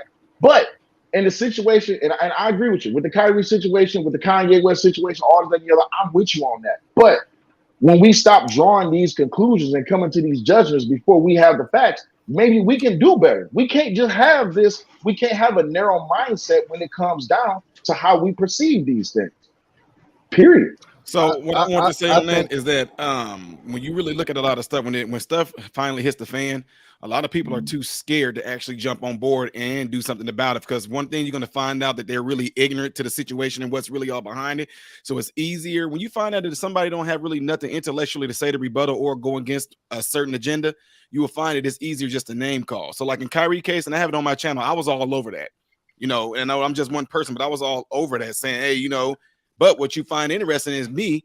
I wasn't just saying this to the black communitah. I was saying this to the ones that are black in the NBA. Like, wait a minute, I thought LeBron James was your boy.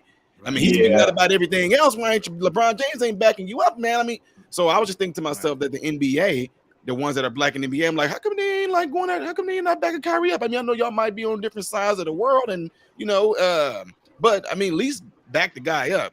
And the other thing I was going to say is that one reason I would tell you, the reason why we don't do that is because amongst us, we have this concept in our minds has been embedded in us from young. I'm talking about blacks. It's that same. I call it. I can talk about my mama, but you can't. Type mentality. No, we can dog each other all day long, but then let another person that's not our color do it, and all of a sudden it's an issue. And yet, in this case, when it hits the fan like it did with Kanye, what you will find is that we'll find a reason not to defend Kanye. That nigga's always crazy anyway. Exactly. He always says some crazy stuff, y'all. Y'all know he off his rocker. Y'all know. And then so the reason why you do it because you actually scared to get on there and say, y'all need to get off of Kanye. I don't care what that dude think or how he act. Y'all need to get off or I got no, but hey, y'all know Kanye always been crazy. Look at those shoes he had on. That's the bar. MRM, that's the point I'm making. No, I'm bars.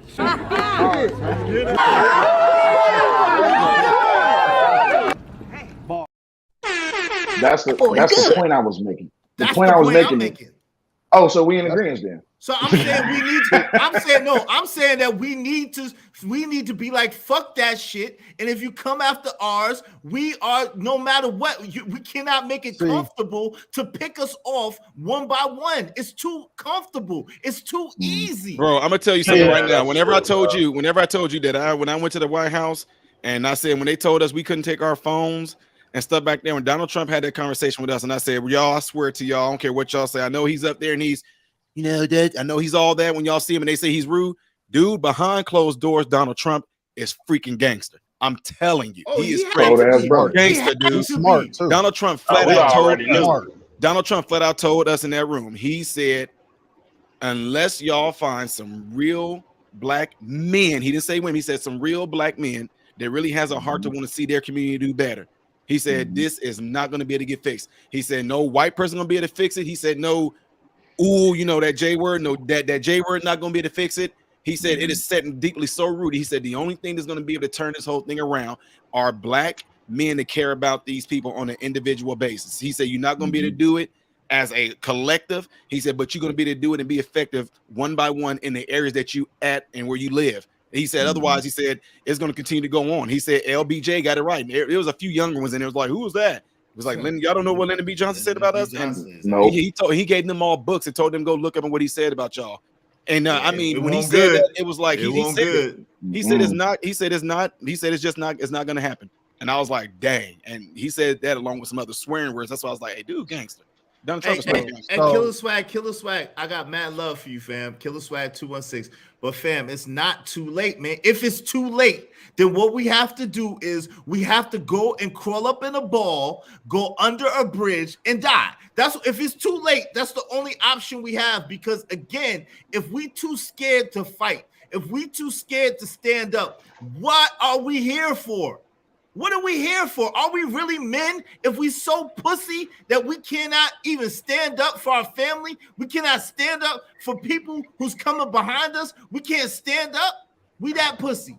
What does it make? And what does that make us look like? You know, like for instance, when I go and do these speaking engagements, and I get certain people that give me pushback, I say, "Do you know what message that pushes off?" Whenever I'm telling your child, "Hey, you can do X, Y, and Z." No, because I knew somebody. No, we don't see. No, we're not doing that. We don't want to know what you knew, who did what. All we know is that do you want to do this or not?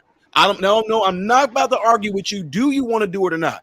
I'm just okay. Man, I'm moving on. I'm not about. I don't waste time. Man, you a PA nigga, man. Okay, I'll be all those things. Man, you uncle. I'll be all those things. But look where I'm at right now.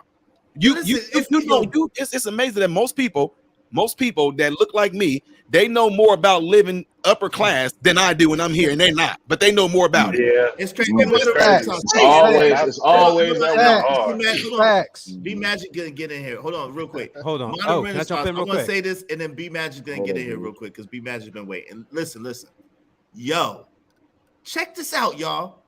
If we had the mentality that they keep talking about, yo, we can't, it's just too late, the community is over, we would never got out of slavery, y'all. Don't y'all get that shit?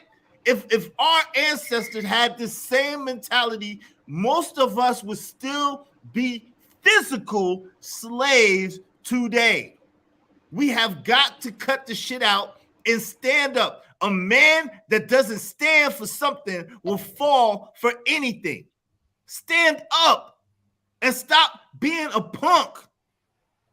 Go ahead, B Magic.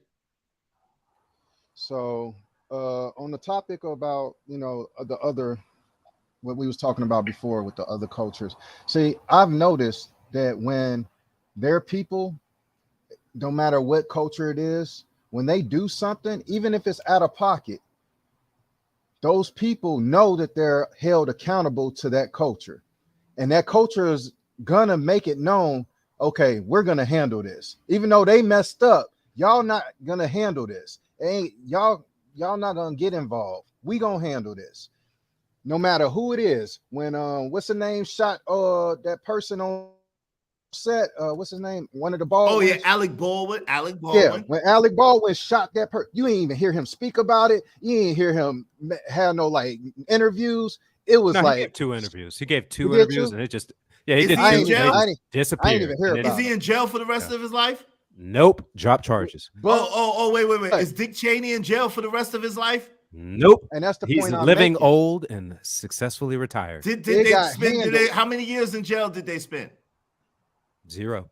Oh, okay. Go it ahead. got handled. They paid a fee. They paid a fee. They did. Oh shit! Pay the fucking fee. Pay the fee. So the point I'm making is, you right, Israel. Even if people are out of pocket, we can't allow the masses to dictate how they get treated before we can dictate how they get treated. You know what I'm saying? That's all I have to say about it. Hey, yo, listen. Hold on real quick, and I'm gonna let you get in it. Yo, I remember, and I could be, I'm a little slow, right? But I thought I heard something about it was just 5 or 6 Asian people who someone did something to, and next thing you know, there was some legislation passed that said it's an anti-Asian crime bill. Am I slow? Did that happen in America? Happened. Did that just happen in America where like 4 or 5 or 6 Asian people had something that was targeted, and then all of a sudden it was a fucking bill passed to no more? It's a crime. Am I slow? And no, you're not. And that goes. Wait. But we got Fernando Castile, God rest his soul. We got Brianna. We got daggone my man. Come on, man. Over and over again. Mike Brown. Man, over and over again. Tamir Rice. All these people that have lost their lives, and it can happen to any of us at any given moment, and it's nothing. It's nothing. That's not entirely true. It's not entirely true, right? You're talking about the outliers don't prove that it can happen to all of us. It proves that the outliers do receive harsh treatment, right? And that's going to happen regardless of it. A lot of America is trying to lower percentages of how you're going to deal with the bad things, right? Like if I would say you probably shouldn't walk naked through a poor neighborhood with $20 bills taped to your ass. That'll lower the percentages of you getting robbed. That will. It will. I mean, right? of course, You know what I'm saying? of course, Like yeah. a lot like Tamir Rice was a tragedy, right? But you also are dealing with rural Ohio. There's a lot of white cops who have an itchy trigger finger, wait, hold on, and Jules. they see a young man with a gun. They just Okay. a lot of What these about guys- Trayvon Martin? But we could keep going. Shout out, rest in peace, all of these people. We could keep going. The point is that it was 5 or 6 Asian people that was targeted, and all of a sudden we got an anti-Asian hate bill, whatever the case may weaponizing. be. Black people Yeah, have been weaponizing targeted their for centuries in America, and ain't shit getting done. Yeah. But that Yeah, is I mean, a weapon So of the device. only way you gonna change that is by voting. Right, You gotta change the law. But first, Hold on. they have. Wait, hold on. No. You gotta change the law. Real quick. But besides that, we got to have a basis. We You have need to have leverage. a community. Hold on. You We have need- to have a community first. Then we have to have an economic base. Then with that economic base, we lobby for a political base. And then based on that political base, then we can get laws and things changed. But the thing about it is You're skipping over something. when they come after one or they come after 2, we just be like, Ole, get him. Israel. Ole, you got him. Ole. We But the move thing out is, of the though, way and we don't stop it from happening. Go ahead. Well, be Magic first, and then go ahead, Jules. Yeah. Please go. Go ahead. All right, I'm gonna say this. When it comes to that anti-Asian thing, the same thing that happened in the 60s is still happening today. All that stuff, it doesn't really make sense. They're not getting slaughtered. There's no reason to have an anti-Asian hate bill when it's so minuscule of the amount of people who got attacked, to be honest. So the same thing that happened in the 60s, trying to prove to the whole black community that we was so down and out, we was so the whole propaganda that was pushed into our heads, that we got people coming up here like the young man that was up here, Wood, is so victimized and his mind is so gone because of the propaganda and the brainwashing that was pushed in the 60s. It's still happening today. They didn't need no bill. Let's talk about that. They really didn't need no bill. Like this gentleman said down there, Jules, with the yellow shirt, Jules. Like he said, it's minuscule. Why are we talking about something that really didn't have no effect on the whole society of Asian people?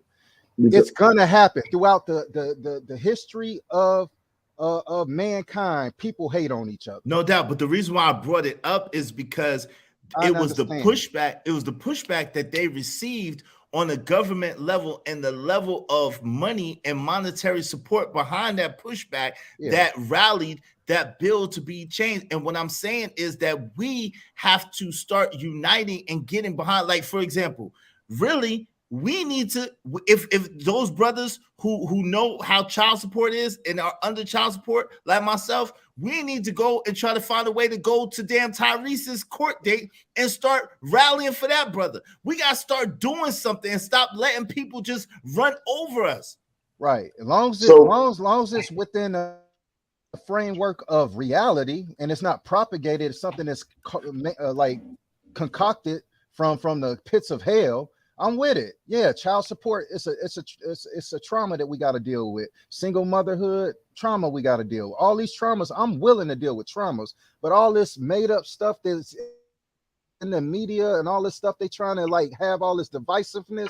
We got to get away from Right. it. If I had a time machine, the only thing I would change is the 60s, the decade of the 60s, because that destroyed America right there. That one decade had so much propaganda in it, so much stuff, so many ideologies being pushed, so much stuff that we thought we need to fight for this and we need to fight for that, and we wasn't even needing to fight for these things, and we needed to fight for other things. So no, I got to disagree with B Magic on that one. The 60s made it actually more clear as to what America was about, right? The 70s is when things started to fall apart. You could go look up Dr. Bobby Wright. He's a clinical psychologist. He was based out of Chicago. He's from where is he? He's from Alabama, Anniston, Alabama, right? Actually, a small town outside of Anniston, Alabama, right? He basically talked about how the black community was basically balkanized, split up, right? The black men were split away from the black women. The black gays were split away from the black community. Black children were split away from it. And this is something that someone like Juwanza Kunjufu was trying to remedy with, like, trying to teach the boys how to be boys, how to become men, how to become women, right? And a lot of America's promise was towards how do you remedy the dissolution between white and black communities, because we are federated peoples in this country. We're not necessarily the same people, but we have lived here. And a lot of the problem is a lot of people have come on this continent, have been immigrants of this continent, but a lot of black people have been here. I'll say this, my family line could contrast millennium. I'll just say official paperwork, just to say from paperwork, can go back at least before the Civil War. And a lot of black people could say the same thing, right? A lot of white folks came in 1880s, 1890s, 1910s, all those like Ellis Island stories, right? Like you see in The Godfather, you know, coming there, getting checked for louse and whatever. One of the things that we don't quite see is the ability to discern what's right from wrong immediately. Something like BLM, that started reading wrong almost from the get-go, but people could not disagree with the logic that Black Lives Matter and disassociate that from the organization. And that was basically stealing from the black people in that community and other communities. But like, no, think about that. You're trying to say, wait, Israel. You were trying to say we should support black people all the times, but what are you supporting when you're supporting an organization that does not support black people or only supports black feminists? That's a whole different. That's a whole. One mic, y'all. One mic. Hold on. That's a whole different point, though. It's Jules, not. is what I'm saying. It's not separated from it. Hold on. It's separated from the point that I'm making. That's what I'm saying. It's absolutely. It's commingled. No, but it's not. It's not. I don't want to. Jules, I don't want to murky the water because we already know about BLM. Hold on, real quick, because I knew those. I knew some of those codes. Hold up, Jules. Jules, respectfully, listen, Jules, respectfully. Right. We already know about BLM. We already covered that.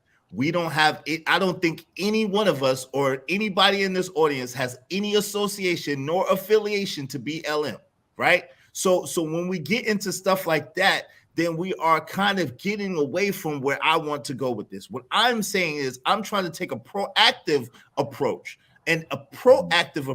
to getting our community back and helping us to move in a direction that is in our own best interest and that does elevate us as a people. Because make no mistake, I want to be clear about this. That is my agenda here on this YouTube. Anybody can say, and if y'all don't like it, I understand. I'm probably not the dude to listen to. I'm probably not the dude to subscribe to. I have an absolute vested interest in all people. I love all people, but I want to see black people get back to a place of grace, get back to a place of excellence, get back to a place of superiority and not mediocrity. And that does not have to do of superiority to any other people. That has to do with superiority within our own selves. To get back to an elevated mindset, to get back to a place where we really care about each other and we're elevating each other and working with each other. That is my agenda. That is my purpose. That's what I'm here for. So I don't want to conflate. I don't want to distract, and I don't want to get away from where I'm going with this. You see what I'm saying? If that makes sense. I understand exactly what you're saying, but you have to be able to call out the bad actors from the good actors. But we already know. Jules, we already know who the bad. Jules, we already know who the bad. Every day, Jules. I don't want to do that right now. Yeah, we do every day. That is a big thing. You have to be able to. No, it's not. It's not a big thing. I'll put it this way. I'll put it this way. If you get a bad injury, right? Let's say you get road rash, right? You fall off your motorcycle. You're going 60 miles an hour. You land on the pavement. You scratch up your leg. All your stuff is just messed up, right? The first thing the doctor's going to do, they're going to cut you out of all the uniform, leathers, all that stuff, and they're going to debride the wounds, right? They're going to clear out the bad stuff so that you can heal.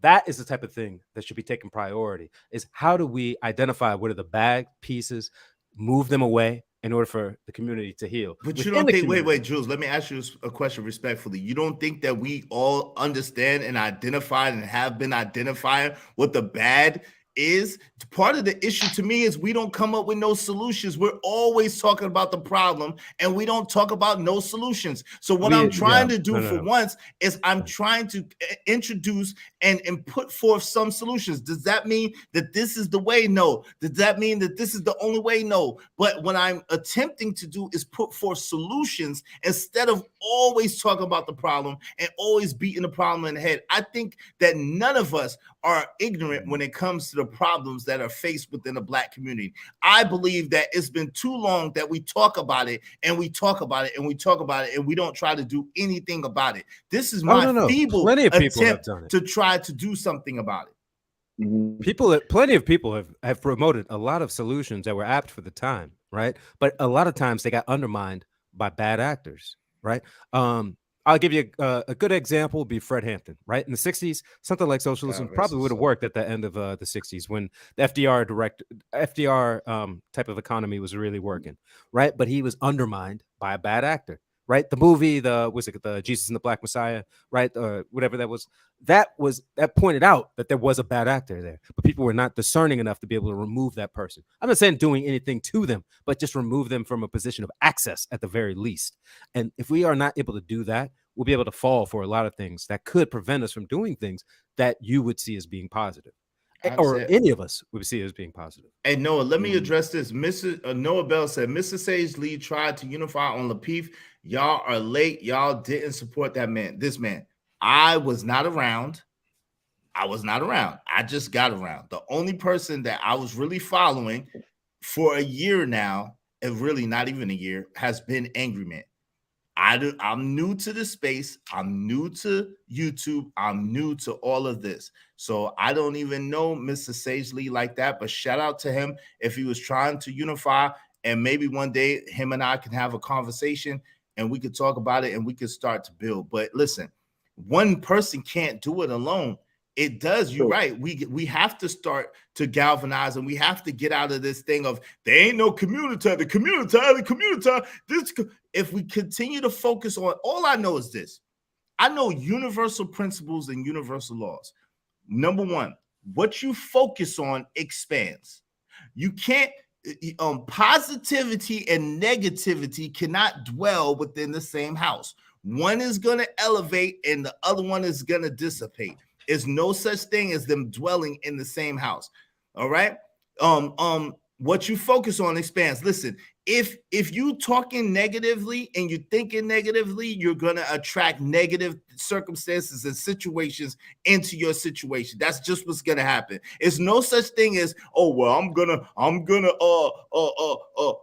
hope what do they say? Talk the worst and hope for the best, or whatever they say.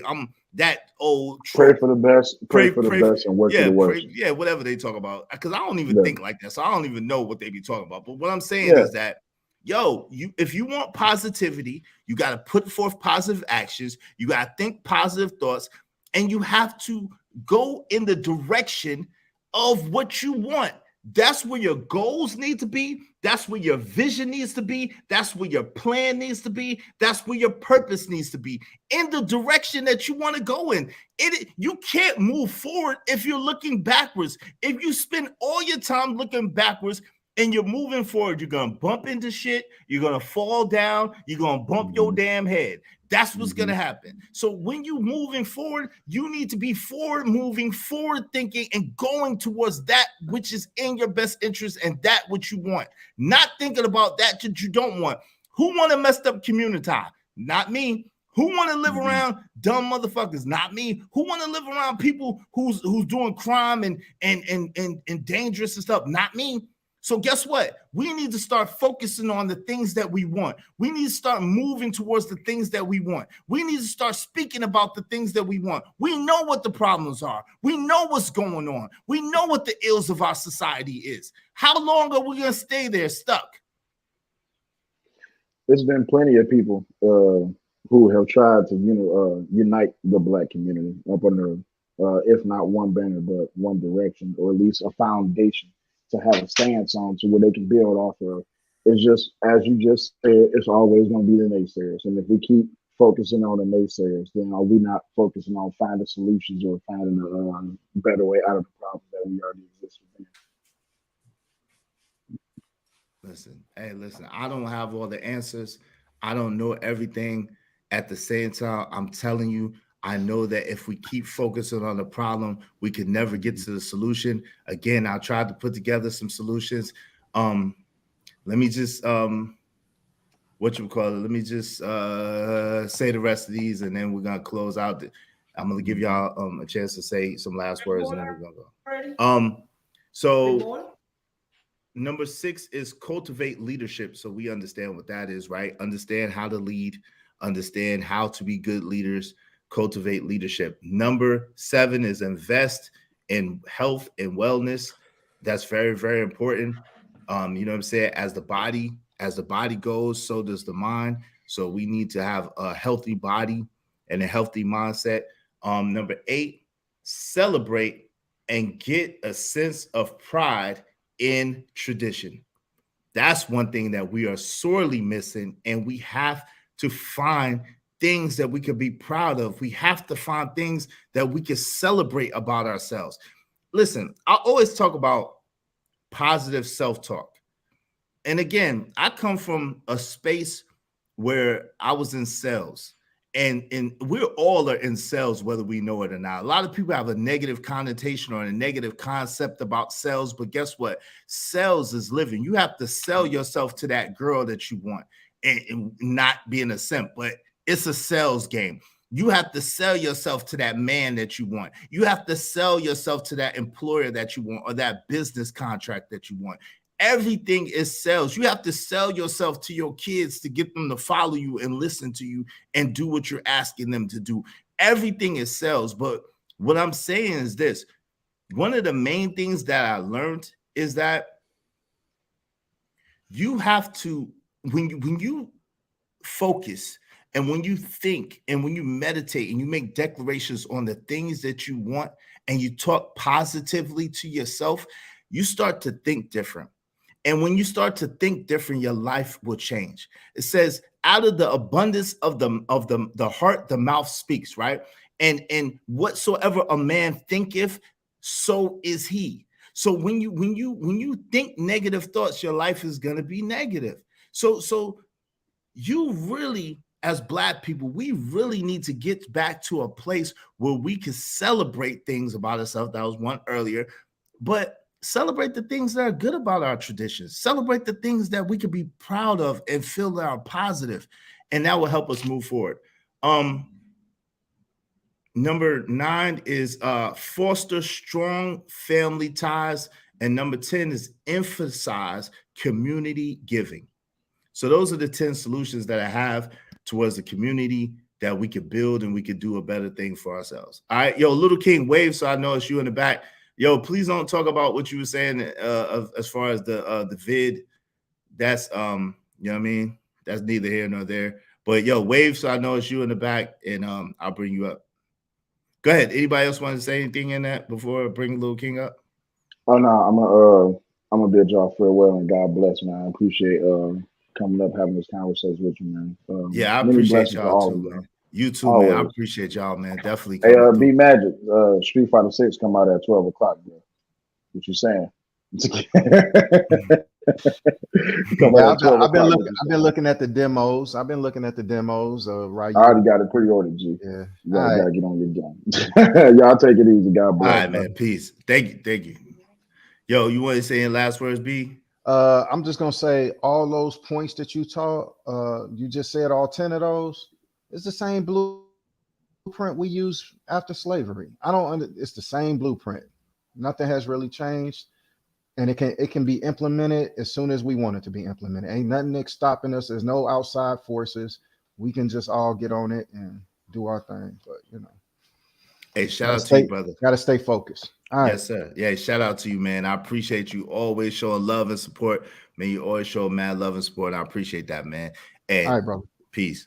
Hey, Sherelle, what's going on? How you doing? What's going on, Jules? What you have to say on it, family? What you want to say on it? The 10-point plan is solid. I just think that to execute it, you have to be able to discern between people on your side and people not on your side. And then you get a better chance of making it effective. Yeah, no doubt about it. Hey, man, I appreciate you always showing love and support as well. Thank you, brother. And shout out to you, man. Thank you for having me up. Ain't no doubt, always, man. You know that. Peace. Yo, I definitely appreciate y'all coming through. You know what I'm saying? Y'all could have been, excuse me, anywhere in the world, but y'all chose to be here with me, and I appreciate it, man. I appreciate everybody that came through, everybody that showed love through the Cash App, and the Super Chat. Let me shout y'all out real quick. My man, Trucker Yell, my man Jules, my man Cajun Dartfire, D-Rock Den, Black Manta, Trinidad T, Rose Sage, my man Cellulite Podcast, B Magic, Jay Jermaine, Clarence, and Ricky Webster. Thank y'all all for the Cash Apps. I appreciate y'all on the Super Chat side of the game. Thank you to Paul Smith, to I Am Just Jules, to Lawrence, to Marriage, Politics, and Sports. Thank y'all very much, man. I appreciate everybody that came through, contributed on the panel as well. I Am Just Jules, Little King, B Magic, Say Like Podcast, Trucker Yell, Marriage, Politics, and Sports, MRM, Modern Renaissance Man came through. I appreciate that, man. Thank y'all all. God bless y'all, man. And I pray y'all have a great day. Y'all know what it is. I'll see y'all probably earlier tomorrow on this channel. And then at 7 o'clock over there on the Toxic Avengers Network, you know, the Double Standard Show. Come and check me out. You know what I'm saying? Friday and Saturday, 7 o'clock Eastern Standard Time. Yo, y'all be easy. Let's work on trying to love each other. Let's work on trying to trust each other. And let's work on trying to build and work together. Whether the Communitah is dead or not, cool. If it's dead, let's build another one. Let's build a better one. Let's build something that we can be proud of. We can be a part of the solution. We don't have to be a part of the problem. Much love, much respect, peace and blessings. I'm going to leave y'all with this and I'm out. All right.